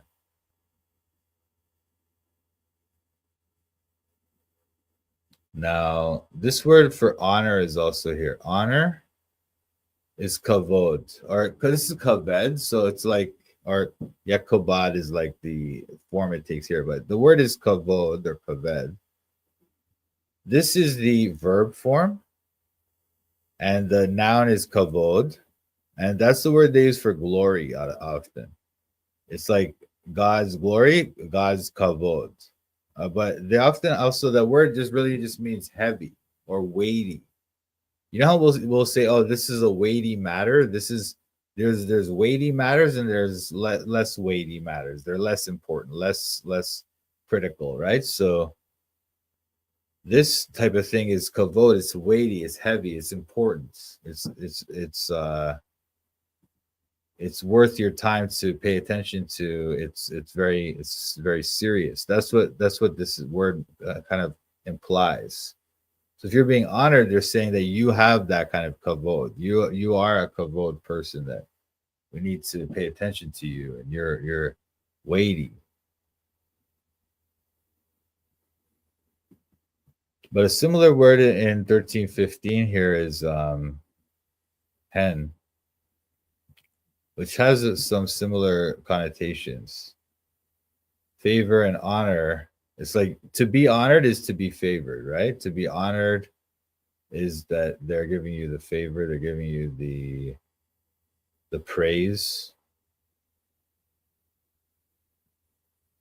Because the prudent, the trustworthy messenger, he receives praise, not blame. He receives, he's being praised here, right? He deals with knowledge, and he is health. So he's not being seen as something bad, but something very good. And this is all linked to the theme that we'll see in 19, which is about like receiving or ignoring good teaching. So, but this idea of the shame is kalon, right? The dishonor. So the dishonor is being the shame is opposite of honored. And the honored is the heaviness, the weightiness, right? So the shame then is the opposite, which is the fool. It's like kind of like unimportant or not. You're considered to be not weighty, insubstantial. Okay. Anyway, moving on. The desire accomplished is sweet to the soul, but it is abomination to fools to depart from evil. So what do we have here? The desire accomplished, or we might say the longing fulfilled. What you wanted is achieved now. You have it. You got the thing that you wanted. Okay? And this is very similar to what we saw in 13:12, right? Which the hope deferred maketh the heart sick, but when the desire cometh, it is a tree of life. The desire is the ta'awa. And it cometh, that's bo. That's like come in. This desire is also the ta'awa. So a lot of people suggest that there's this kind of frame here. We talked about sometimes the inclusio. You have the same idea or phrase or a word at the beginning and at the end of a particular piece, right? So the desire cometh, ta'awa, bo, is said to be a frame or an inclusio with desire accomplished, ta'awa, haya. So this is like an inclusio, or some people would suggest, right? So what does an inclusio mean? It means that desire cometh, or desire accomplished, or desire achieved, or whatever you want to say. That's like a theme for this piece, for this section here. And this section here is kind of representing something in and of itself. There's some kind of message just here that we need to be looking at. And a major theme is this idea of the desire when it comes. Okay? Now, this is also linked with the next one with the word fools. Fools and fools here. There's a link here. So there's something they're trying to say about fools. There's also something up here they're trying to say about the desire when it comes. Okay. Now, what we see here is kind of implied. It's a tree of life. When the desire cometh, there's a tree of life. When the hope deferred maketh the heart sick. But here, it's basically kind of explained explicitly, like this person accomplished the desire, so it's not a tree of life, it's sweet to the soul. It's like we actually know what's happening here. He has a sweetness in his soul. Tree of life is just like a metaphorical thing, right? But this is like what is happening. He has sweetness in his soul. That's what happens when he gets the desire accomplished. Whereas this guy, he has hope. The first, he has his heart sick. He has his heart sick when his hope is deferred, right? This guy, to depart from evil is an abomination to this fool, right? Depart from evil. This is interesting. Why is this linked with this, right? Maybe that to depart from evil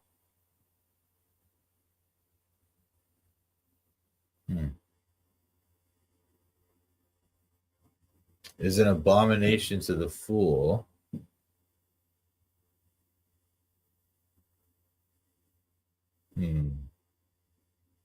Maybe it's that, okay, because the fool doesn't want to have this thing where his heart gets sick.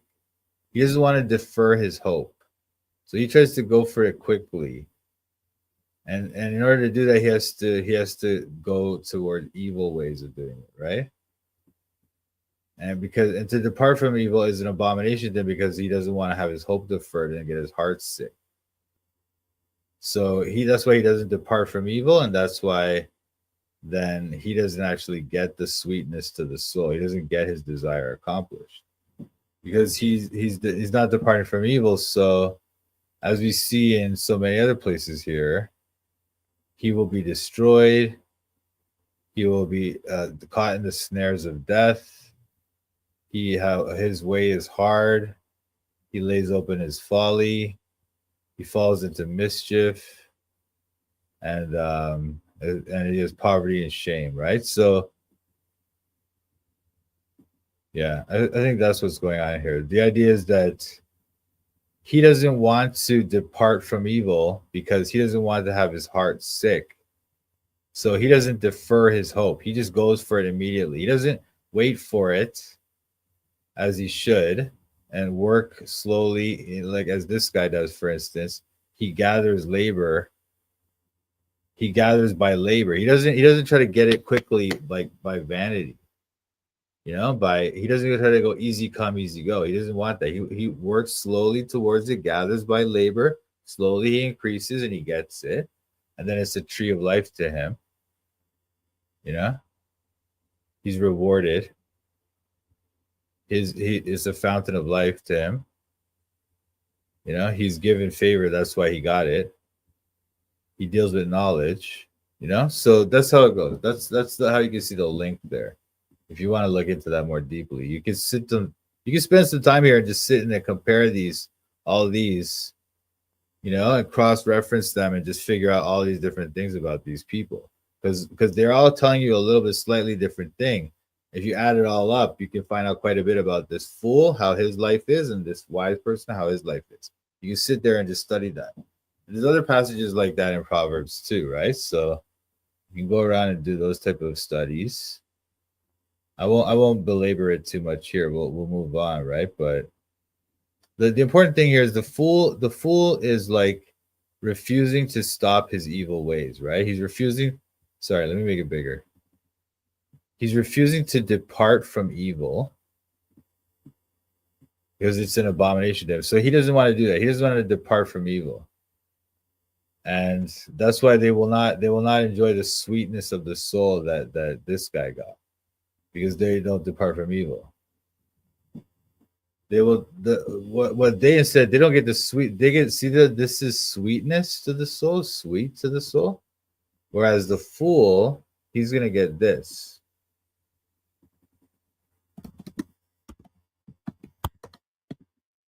Bread of deceit is sweet to a man, but afterwards his mouth shall be filled with gravel. See? So this is whereas this person is sweet to the soul, his desire accomplished is sweet to the soul. But this guy is sweet to a man, it's sweet for a moment, but then afterwards it's filled with gravel. It's just disgusting. You just want to spit it out.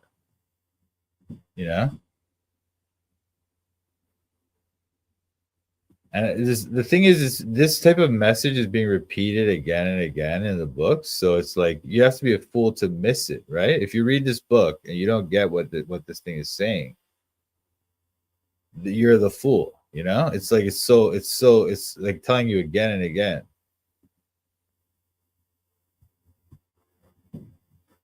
And then, oh, by the way, this word, ta'awa, right, is kind of like this word is ta'ava, and but it's the thing is like this is ta'awa, but the W there is like a V in the Hebrew, so it's like ta'ava, and then this is also to'eva. It's kind of they sound very much is the same, right? So the Hebrew, they'll often do that type of thing, right? It's almost like a rhyme, but they call that assonance. It's not really a rhyme. They call it assonance, ASSONANCE.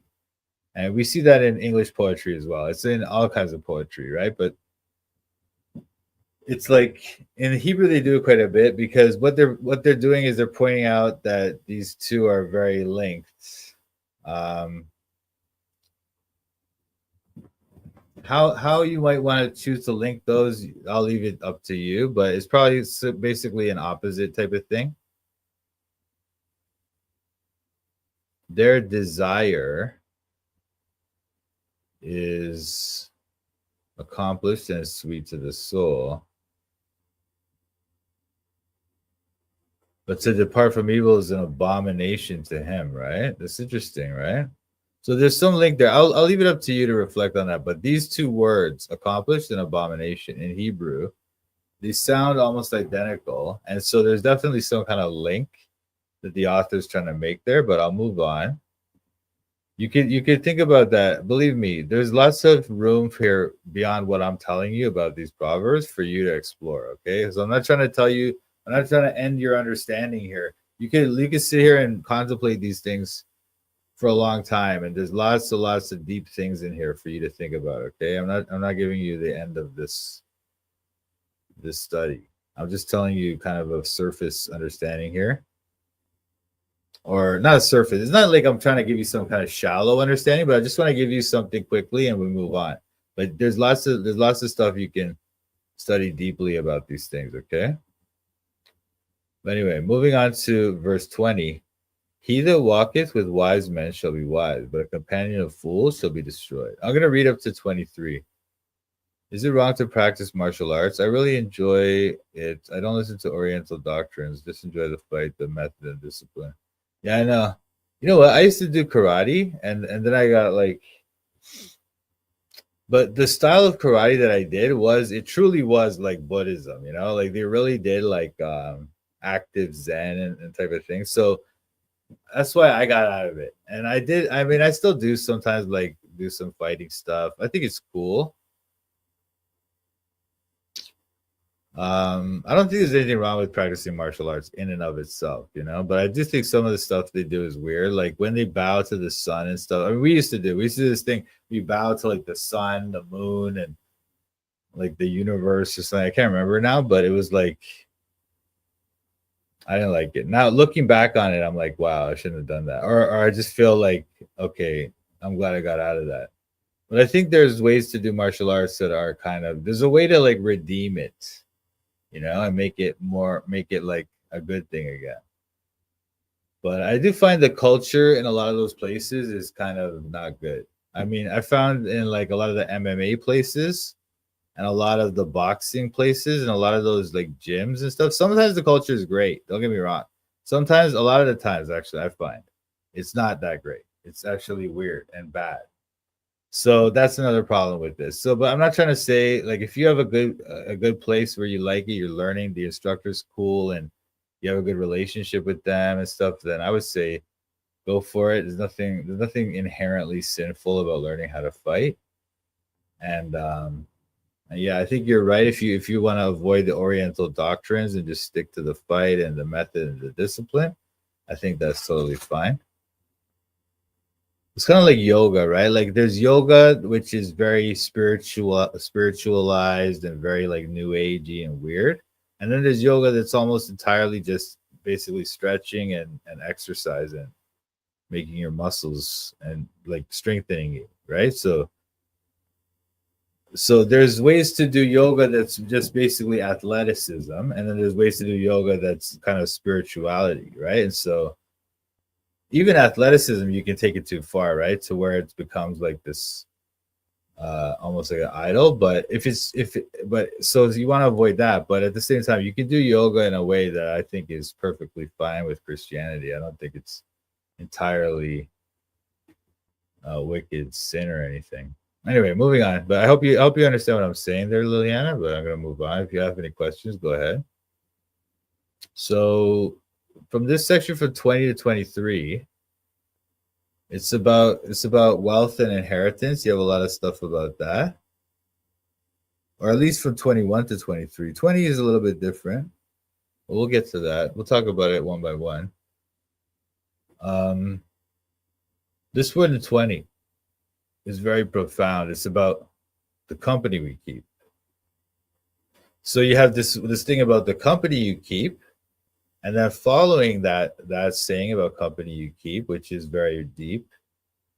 Then you have these other sayings which are about wealth and about inheritance.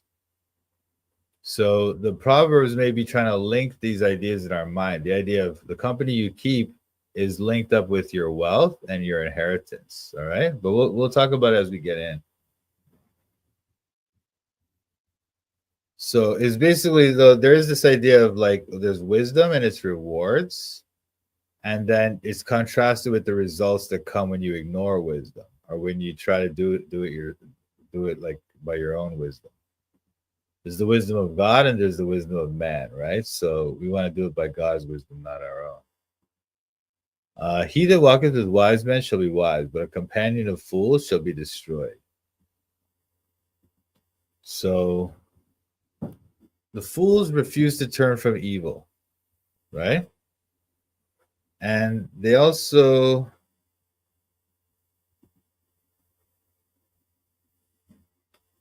we saw that here, right? We also see that so we saw here that they refuse to depart from evil, and here we see that they don't choose their companions very well. They choose foolish companions, which will be destroyed. So he that walketh with wise men shall be wise. That means if you walk with wise men, that you will become wise yourself. If you walk with fools, you'll be destroyed. So this is like kind of showing you how your character will improve and become better by walking with these people. But this isn't talking about your character. It's saying you're literally going to be destroyed. It's like the effect on your own life, right? But again, you can also see that because they have the antithetical parallelism, we can say that the man that walks with the wise man will be wise, so the man that walks with fools will be a fool. And the man that walks with wise men, he's not going to be destroyed. This guy's going to be destroyed. So the opposite is he's going to have life. And that's also what we saw again and again previously. The wise man's, his mouth is a fountain of life. The way of the wise is a tree of life, right? So we see this again and again. But your choice of companion, or your choice of who your friends are, has consequences. Okay, but it's harder sometimes for us when we're making the decision of who are we going to hang out with. It's harder for us to sort of see those consequences down the line. And parents and children both understand this. This is a advice from a parent, right? I mean, obviously these are all different parables, but the theme here is that this book is being given from a parent to their child to tell them how to live. So that there's definitely some kind of a thematic idea there as well. The person that walks with the wise is the person that listened to his parents about the wise way to go. Not all parents, right? I'm not saying some parents are not that wise, but it's the idea of being wise and having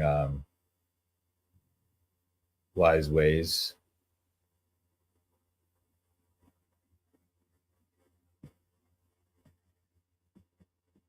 Now, if you see these two together, they connect the idea of wisdom and longing. Okay? It's like having desires is not bad in and of itself. It can be good. When you accomplish your desires, sweet to the soul. Okay? But that should be a desire which you get by departing from evil. Okay? It should not be one that you get by practicing evil or walking around with these fools, because you're going to be destroyed. So you should walk with the wise men, and you'll accomplish your desire, and it will be sweet to your soul. So having the desire is not a bad thing, and you can pray for your desires to come true, but your desires must be pursued in wise ways, and you can do that by walking with wise men. At the same time, your desires should be, you always want to have desires that are kind of in accordance with God's will, as John tells us, 1 John chapter 2. If we pray, we will receive it, but if it is accordance with his will, right?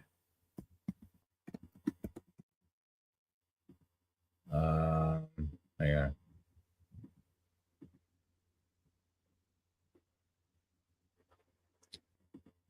So 1 John, sorry guys. And this is the confidence that we have in him, that if we ask anything according to his will, he heareth us. And if we know that he hear us whatsoever we ask, we know that we have the petitions that we desire of him. So if we ask anything according to his will, he heareth us. That means heareth us is not just hear us like hear your words, because he heard everything you said. This is like he heareth us, he hears you, and he's going to do something about it and make it happen. If it's according to his will, he will make your prayer. He will make your prayer happen, okay? But only if it's according to his will. Now, with this one, we have... Oh, sorry, did I finish that? Okay, yeah. Evil pursueth sinners, but to the righteous, good shall be repaid. So let's think about this. There's this theme of rewards here, which we see also in this one. So that's worth thinking about. The rewards of being wise, the rewards of this life is in both of these. Okay? But first we'll start here. Oh wait, let's just look at these different similarities. You have the word good, tov. Okay? And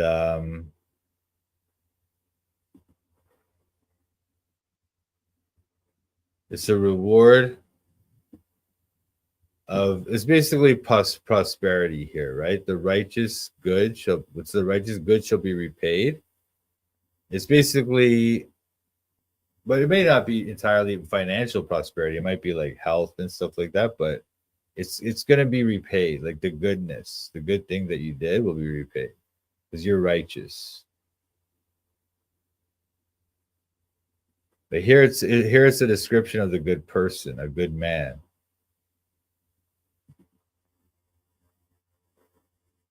And then the fools and sinners, they find trouble. They get evil. And then the wealth is laid up for the just. See, so they're like, the good man will leave his wealth to his children's children. They'll get it.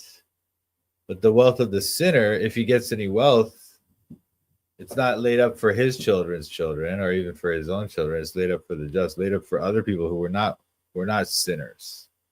Someone else is going to benefit from his labor. It's not going to be his kids. But here we see it's not just that these people find trouble. These sinners, like always before, they walk into the trouble, you know? They don't depart. They don't want to depart from evil. They want to pursue evil or something here, right?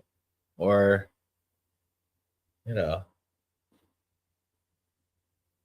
poverty and shame is going to him, right? And here it's kind of similar. Evil pursueth the sinners. It goes after them. The evil, it's not like they're going to the evil and finding it. No, it's going after them. It's chasing them down. Okay. And then the righteous are rewarded with good things, though. They'll be repaid good things. Okay. This reminds the reader of also what we saw in 13 here. Rewarded, right? And also wait,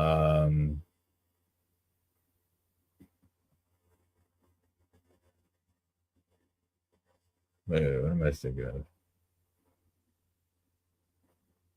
Oh yeah, the word tov, the good. So that reminds us of these other words in these other phrases. The good. Good, by the fruit of his mouth, man shall eat good. All right, a man shall eat good by the fruit of his mouth. Good understanding giveth favor. All right, so now when we read here, good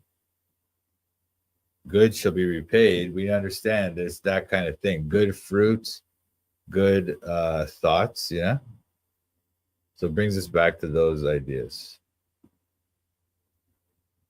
Now, with 22, a good man leaveth an inheritance to his children's children, and the wealth of the sinner is laid up for the just. Okay, so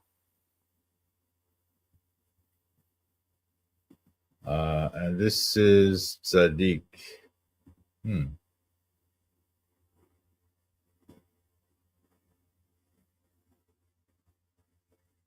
A good man.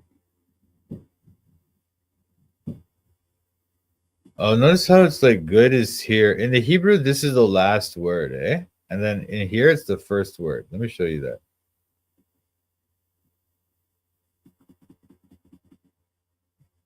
So this is the word tov. It means good. This is the last word in verse 21 in Hebrew. And it's the first word of this one. So that's another way you can see that they're linking these two words here. In the mind of the Hebrew reader, when you're reading these, they're trying to make a link here in our minds as we read, right? So evil pursueth sinners, but to the righteous good shall be repaid. So the righteous good shall be repaid, and then the good man leaveth an inheritance. So this good that shall be repaid to the righteous is something that he will leave to his children's children. Maybe that's what it's saying. Or you can think about that, right? But there's that link. They're creating there's a message there for us. All right. I would suggest to you that probably what it's saying is that the righteous, they receive this good that's repaid to them. And then it's like that's like the good man leaveth an inheritance. So it's the idea that the righteous gets a good repaid, and then they're righteous, so then they leave that inheritance to their children. The repayment that they got, they leave to their children's children. But you can think about that. I'm not sure that's the exact way that they mean that, or you could think about that. I'm just suggesting it. But the fact that they use the same word, and it's literally the last word in this one and the first word here, that's almost certainly significant, okay? Now, when it says laid up, or it's like stored up, right? It's like the wealth of the sinner is waiting there for the just. It's going to be put in a bank until the just comes and gets it, right? It's laid up. It's stored up.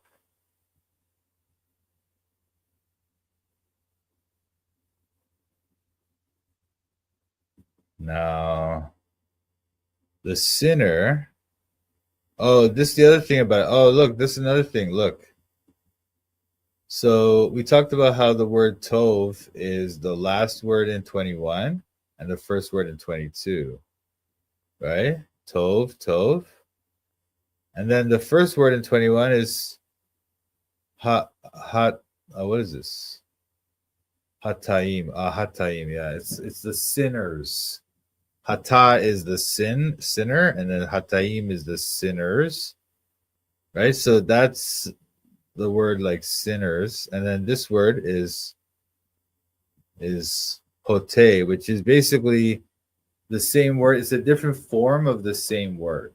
Okay, so you've got the word tov is the last word in 21, the first word in 22, and also the first word in 21 is hotim or hataim, so which is like sinners, and then it's the last word in this one, which is sinner, the singular. Okay, so that's definitely significant as well. There's some kind of they're very similar, and also they're kind of opposite in a way, and so they're linking them.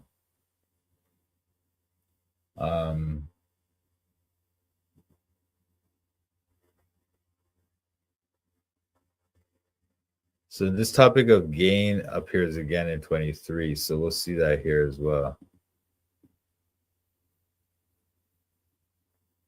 And then the idea of the generations. So the children's children here, right? The Ben. And then if you go into 2024, you have this idea of like the son and the next generation, the next, like, you know, so you have that kind of link there as well.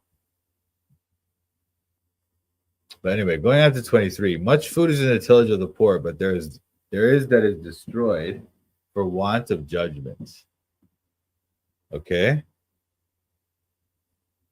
So what was this saying here? The tillage of the poor is their work, their tilled ground. So the poor people till the ground, that is, they get it ready for farming, and then they farm in it, and there's much food there. But there is that is destroyed, for want of judgment. But if they don't have judgment, that food that they got from their tillage is going to be destroyed.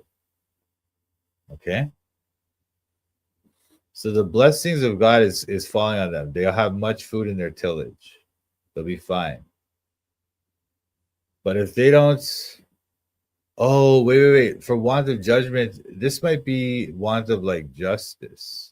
Because you know how, remember we talked about how judgment, we think of it as, okay, if you have good judgment, then you're going to do wise things. You're using your judgment. But this word is like often thought of as justice. All right, mishpat. So it might be, what it's saying is that there's much food in the tillage of the poor, so the poor people have lots of food, even though they're poor. Because they work and they get their things, God blesses them, so they have lots of food. They're poor, but they have food. They have everything they need. God blesses them. However, if they don't have justice, if there's no justice in the society where they live, then that food that they got through their tillage is going to be destroyed. And that's what we often see, right? The poor get exploited, they get taken advantage of, they get their things taken away from them. Even though poor people, actually, that's the thing. Like it's even in our societies, like poor people, obviously they're poor, but they seem to be they survive somehow, right? And they're much better off than they should be if you think about it. Like if you look at most major cities in the West, if you look at the average income of the poverty people in those cities, you look at their average income, and then you look at the average cost of living in those cities, you'll see that in most cases, it's actually higher. The cost of living is higher than the income of the poor people. Okay, so under normal circumstances, that would add up to they can't even survive. How could they pay rent and buy their, like, you know, their things that they need if they don't have enough money for that, right? But even though they make less money than the average cost or whatever the cost of living in their city, somehow they survive. It's because Well, I would just say, I mean, there's many reasons we can talk about that, but I would just say it's because God is blessing them. It's this kind of thing. God is blessing them. There's much food in their tillage, much more than you might think, and they get their things. They survive. They get it. They're all right. But they're still being taken advantage of. That's why it's so hard for them. And as those things go up, if for want of justice, judgment is justice here. We'll think of it. Then they can lose out.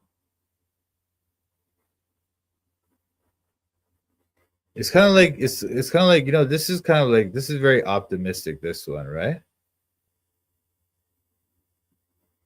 It's this message of hope. The good man will leave this great things for his children's children. But the sinner, he doesn't even get his things, and the just people will get his things. It's very nice message. Here, however, it's like more realistic. Not that this isn't realistic. They're both realistic in that they're both representing reality. But this is the sort of optimistic one, and this is the one that's kind of, I want to say pessimistic, but it's a bit more sobering. It's the reality. It's a negative kind of reality of life on earth, right? That injustice leads to this. Even though the poor people should have enough, their tillage should be enough. There's much food. But because of the injustice of our world, it gets destroyed. Okay? And remember also that the Proverbs never describe the universal reality that always takes place. It's not like 1 + 1 = 2.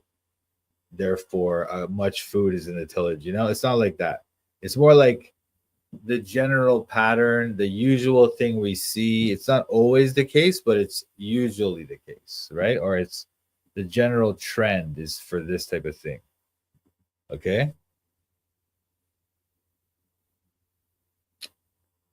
So, although this is the type of thing we do see that although there is much food in the tillage of the poor, if there's injustice, then it gets destroyed. We do see that all the time. We see it all the time. However, it's also true that this is true. And so if you're going to make a bet on this one. All right. This is the one that we do understand that this occurs, but this is the one that you want to place your money on. You know what I'm trying to say?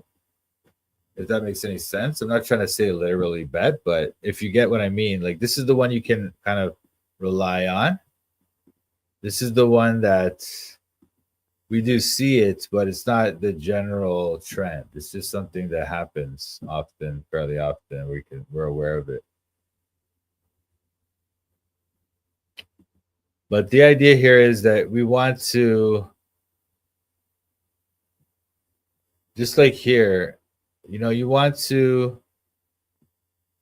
work towards having the much food in the tillage of the poor. You want to create a situation where they can maintain their food and have their tillage. And you want to avoid the situation where their tillage gets destroyed because of the lack of justice. That's what we want to. We want to maintain the justice always. We also want to do it by being good and not being sinners, right? Anyway, okay, moving on. 24 and 25. He that spareth his rod hateth his son, but he that loveth him chasteneth him betimes. The righteous eateth to the satisfying of his soul, but the belly of the wicked shall want. Hang on a sec. Death Razor TV. Hello, I'm a YouTuber who's having trouble due to the Bible Talk podcast guy, Jared. Someone DM me on Discord for help, please. I'm also new here, so hello. Hello, Death Razor TV. You can join my Discord and we'll talk about it. It's in somewhere on my YouTube page. There's a Discord link. You can join my Discord. We'll talk about it, okay? Anyway, yeah, I know he's a troublemaker, man, but don't worry about it too much. He's not that big of a deal. I would honestly, you might be better off just ignoring him. But if he's giving you a real hard time, then you might have to deal with it. But it won't be that bad. Anyway, So with these two here, we're talking about basically we have this idea of disciplining of the child, like the musar, the discipline, the chastening, right? And then we have this idea of eating and your appetite and not being like well basically how the righteous will have their appetite satisfied while the other person, the wicked person, will not, right? So let's look at these and let's think about the link between the two here as well. They're repeating certain keywords. Okay, we have the chasten. This is musar, and which we saw earlier. And then this word eat, we saw as well. And we saw this word, the nefesh, we saw earlier as well.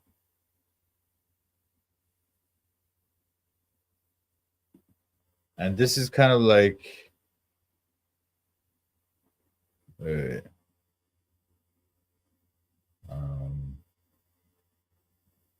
eateth to the satisfying of the soul. And these are all words. These words, by the way, what I'm saying to you, like this word musar and nefesh and eats, akal, right? These words, they all appear in this section here from 13, 1 to verse 6. You see these words again and again, those same words, okay? Eat, soul, nefesh, okay? The mouth again, his lips, but the soul, nefesh, okay, making fat. That's kind of the same idea. So you see, they're bringing it back now. So you're getting this kind of framing again, the inclusio type idea, where they have one thing at the beginning and at the end, and they create this kind of theme. Okay, so that's what we're seeing here in these last two verses. Now, if we go with 24 here by itself, what do we see? He that spareth the rod hateth his son, but he that loveth him chasteneth him betimes. So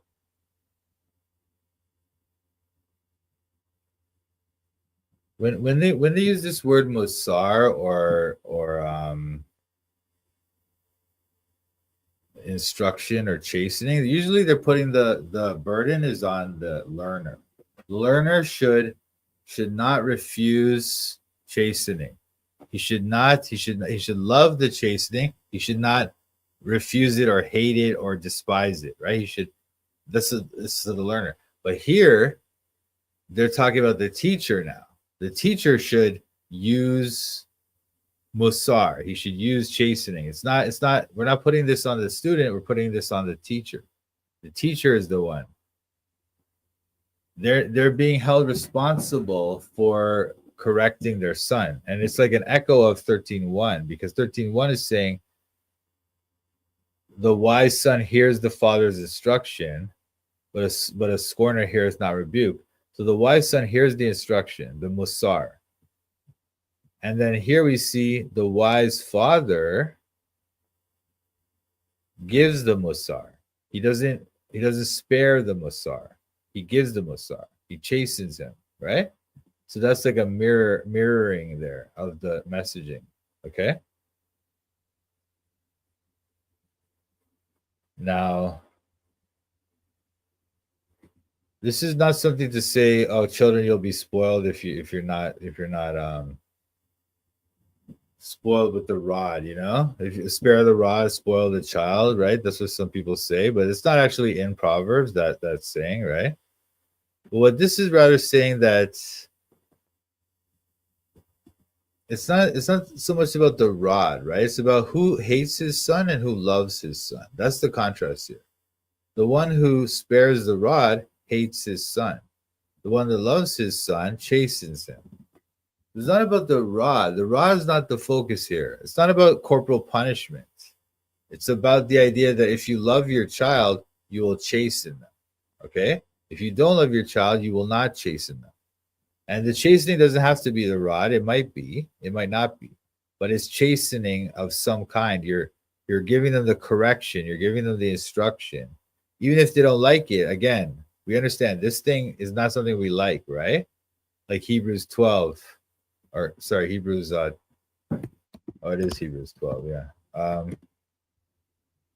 For whom the Lord loveth, he chasteneth, and scourgeth every son whom he receiveth, right? But look what it says here. Now, no chastening of the present seemeth to be joyous, but grievous. Nevertheless, afterward it yieldeth the peaceable fruit of righteousness unto them which are exercised thereby. So the chastening is not joyous, it's grievous. And so you don't like it when you get it. That's why they have to say this to the guy in 13:1. To say, look, you're not gonna like it when you get this Musar, but if you hear it, if you're wise, you'll hear it. Even though you don't like it, you'll listen to it and learn and obey. If you're foolish, you will not hear the rebuke, you will not listen and learn and obey. And so that's why it's going to lead to your destruction. But because it's grievous, right? But then at the same time, now as a parent, you know that it's grievous to do the chastening. You know that the kid's gonna be like, that's, they're not gonna like it, they're gonna find it grievous.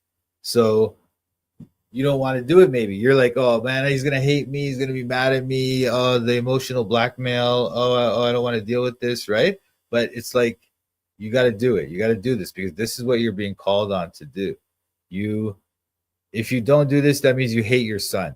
Not that you must beat your son with a rod to love them, right? But you must chasten them. You must give them the musar, the discipline, the correction.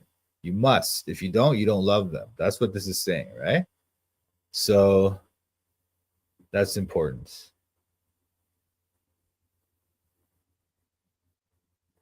And by the way, this is not really about supporting corporal punishment or anything, although I do think the Bible does support corporal punishment. That's not really what this particular verse is about, so I wouldn't really use it for that purpose.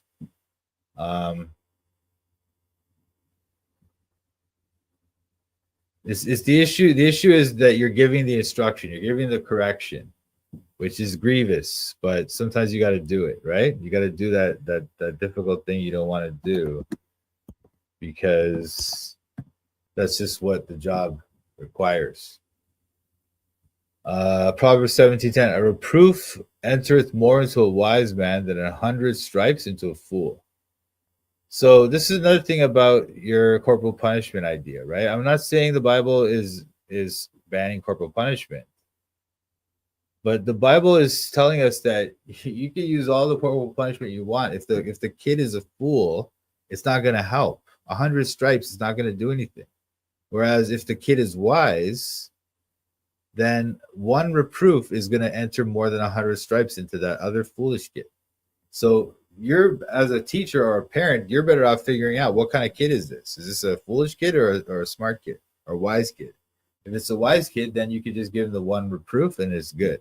If it's a foolish kid, you might have to give him 100 stripes or something. You got to do something. It takes drastic action or something, you know? You can't just do it in the easy way. And then if you want to look at another one, Proverbs 19:18. Chasten thy son while there is hope, and let not thy soul spare for his crying. So you need to chasten him, and sometimes the kid's gonna be crying. You're like, oh man, oh, I feel so bad, because it does suck having to like discipline little kids. I mean, I'm not a parent, but I've worked with children and stuff. Like I know what it's like having to do that, and it does suck, especially when they're making faces at you and all that stuff, right? So it super sucks. Nobody wants to do it, but sometimes you got to do it because that's what's going to help them grow, right?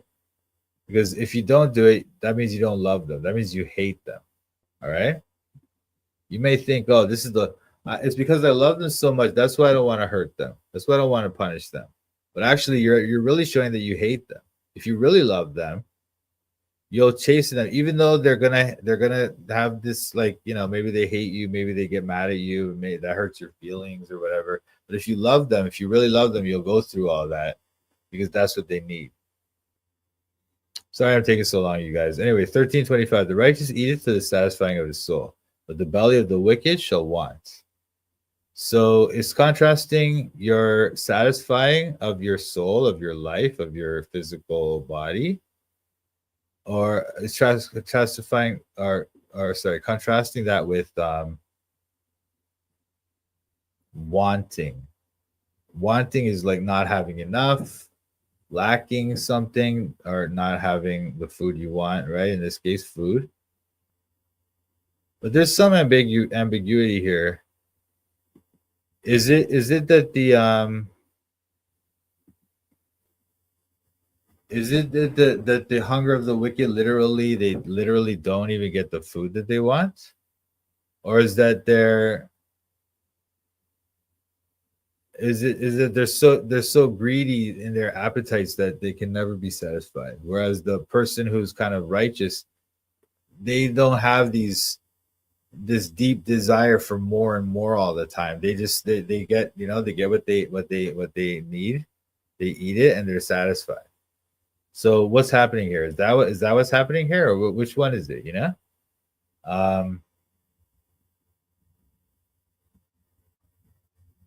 But it does seem as if because the whole chapter has been about this idea of like the outcome of what happens when you're righteous. What's the outcome? When you're wicked, what's the outcome? Right? And also there's the contrast in the proverb itself. So the righteous eateth, he eats his food, and then his soul is satisfied.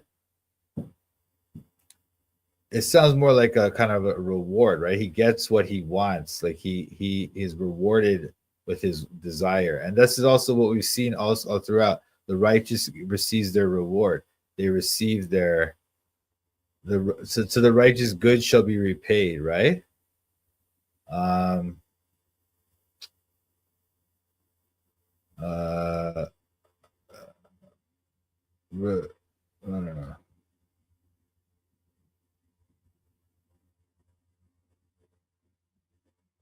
The good understanding giveth favor. They get favor, right?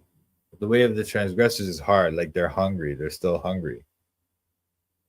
The law of the wise is the fountain of life, right? So they get life, they get the fountain. It's bubbling up. They get enough what they need. But when they depart from that, it's the snare of death, right? So that's why it seems like, okay, yeah, that this is like an outcome of what they did. So because they're wicked, they're gonna want. They're not gonna have their bellies filled. It's not a matter of just the wicked people just want more and more. It's a matter of they have the same want of food or whatever as the righteous person, but the righteous person actually gets the thing they want, and the wicked person doesn't.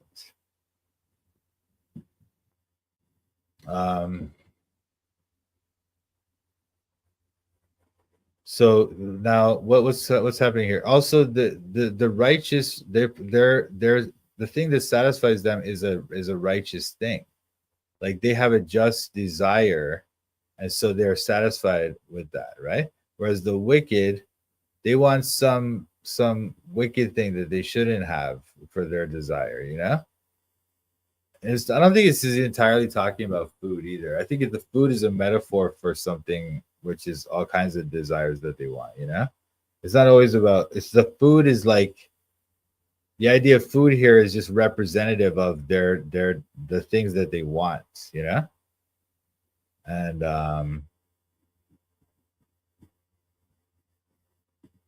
so the disciplined person, they eat to their satisfaction. They don't want more than they need. They eat what they need. They don't have that gluttony to keep eating and wanting more and more. They just eat, and then they have satisfaction. They feel full and they're good. Then they go to sleep. And also they also get the food that they need. They get the food, and they don't worry about it either. They don't have to worry about it because they get it.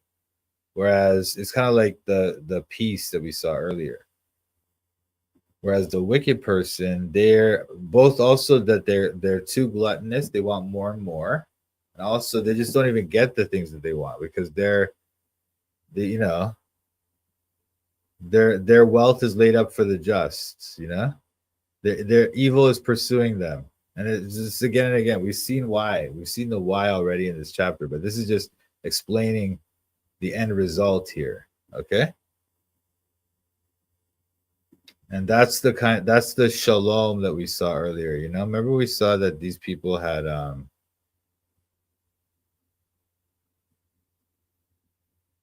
where is it that we saw shalom?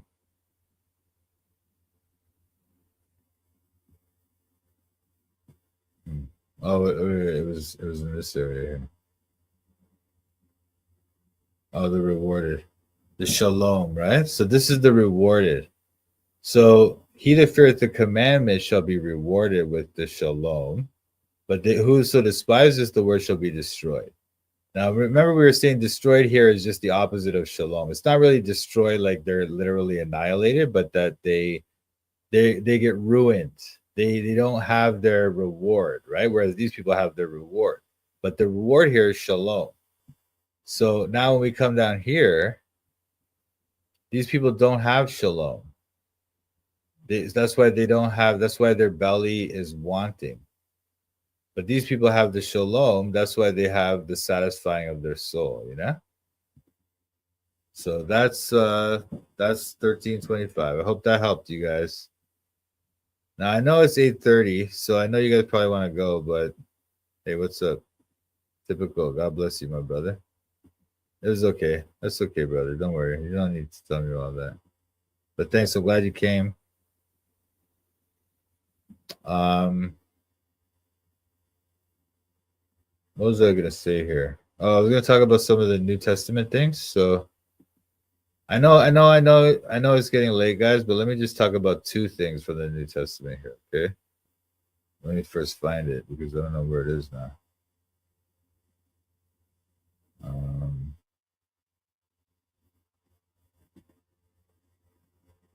Okay, here it is. I have some notes about this. So today we started at 13:12. Hope deferred maketh the heart sick, but when the desire cometh, it is a tree of life. All right, let's think about this in relation to Romans 8:24, a famous passage here. We are saved by hope, but hope that is seen is not hope. For what a man seeth, why doth he yet hope for? But if we hope for that we see not, then do we with patience wait for it. So hope is fulfilled, not the hope that we see, but the hope that we wait for patiently, right? If we see it, then we don't hope for it anymore. If we don't see it, then we have patience and wait for it. Here, hope deferred maketh the heart sick. So we have a sick heart here, which he does talk about that here. And not only ourselves, but ourselves also, which have the first fruits of the Spirit, even we ourselves groan within ourselves. That's like when it says here, maketh the heart sick. That's what this is talking about. Even we ourselves groan within ourselves, waiting for the adoption to wit, the redemption of our body. That's like the end times when we get our new perfect body, right? So we're waiting for this, and that makes our heart sick. So that's why we groan within ourselves. Okay? Because it makes our heart sick. Hope deferred, make the heart sick. But when the desire cometh, it is a tree of life. And that's what he's saying here. The hope is what's the hope that we're waiting for? The redemption of our body. You know? And obviously we do read about the tree of life in Revelation. Hang on.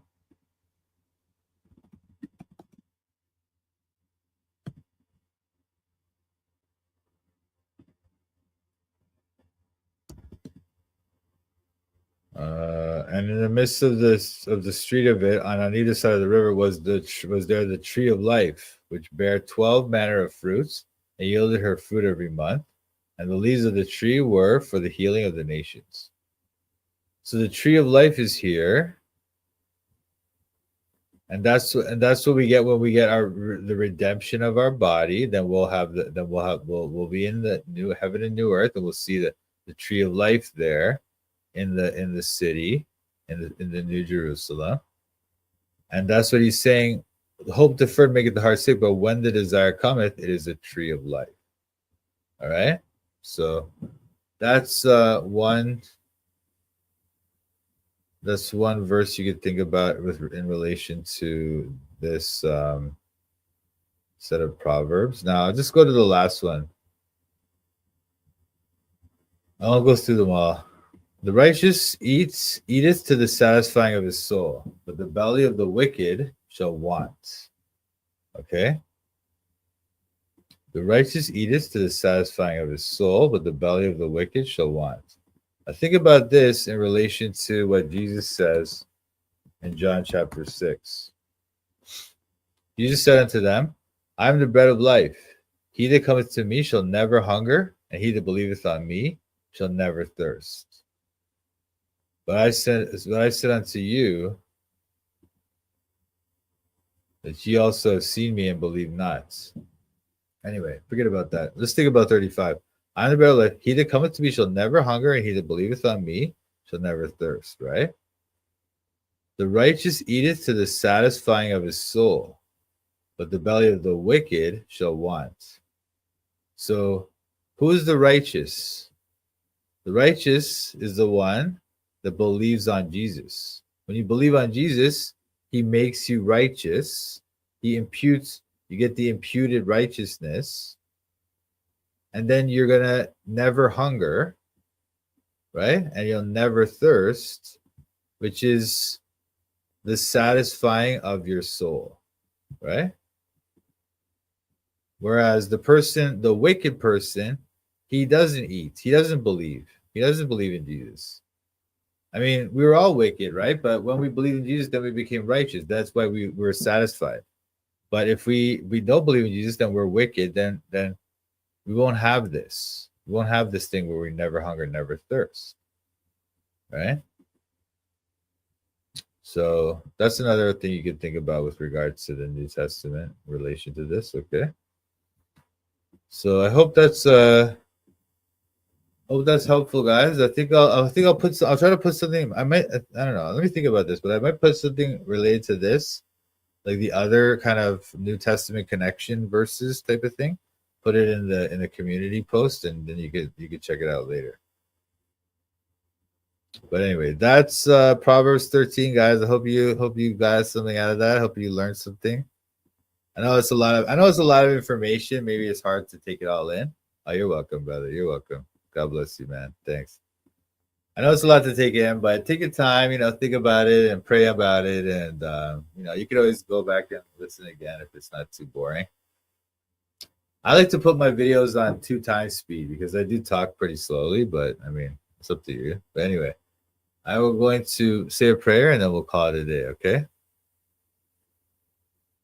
Heavenly Father, Almighty God, Father, you are our rock, our fortress, our deliverer. You are our God, our strength, the one in whom we trust, our buckler and the horn of our salvation, and our high tower.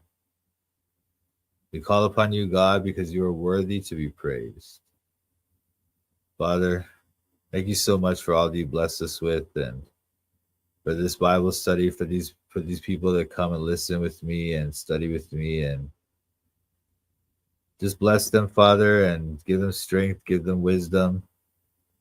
Help them to shine the light of your glorious gospel in this world of sin and death, Father. And help us all to just grow in the grace and knowledge of our Lord and Savior, Jesus Christ. Help us to be good servants of you and of your Holy Son. Help us to glorify your name and glorify his name, the name of Jesus Christ. On him be glory forever and ever. Amen. All right. Thanks, you guys. Hey, you're welcome. You're welcome. All right. God bless y'all. So I'll be back tomorrow. We'll talk about some more proverbs, and then tomorrow night around 10, we're gonna have a another live. Okay. So thanks so much for joining me, guys, and God bless you. And thanks for watching Toronto Bible Study. Hallelujah. Okay, okay, okay, okay. I'm studying the Bible in Toronto. I'm studying the Bible in Toronto. I'm studying the Bible in Toronto. I'm studying the Bible in Toronto. Studying the Bible with Mike, Sam, Pat. These other YouTubers are just so trash. Hit the thumbs up if you want to support. Go follow Mike as he follows the Lord. I'm studying the Bible in Toronto. I'm studying the Bible in Toronto. I'm studying the Bible in Toronto. I'm studying the Bible in Toronto. You better watch out, Mike's calling out the shills. If you're not free grace, you need to sit down and chill. We're not hyper grace, you know we keep it real. Eternally secure, you know that we're sealed. We don't back low, we're not workspace heretics. Mike's not in it for the money, trying to get a lick. They out here selling their souls for a couple clicks. Becoming Freemasons so they can't just get rich. I'm studying the Bible in Toronto. I'm studying the Bible in Toronto. I'm studying the Bible in Toronto. I'm studying the Bible in Toronto. Shout out to Mike, Sam, Pat. Check out his channel, Toronto Bible Study. Subscribe and like.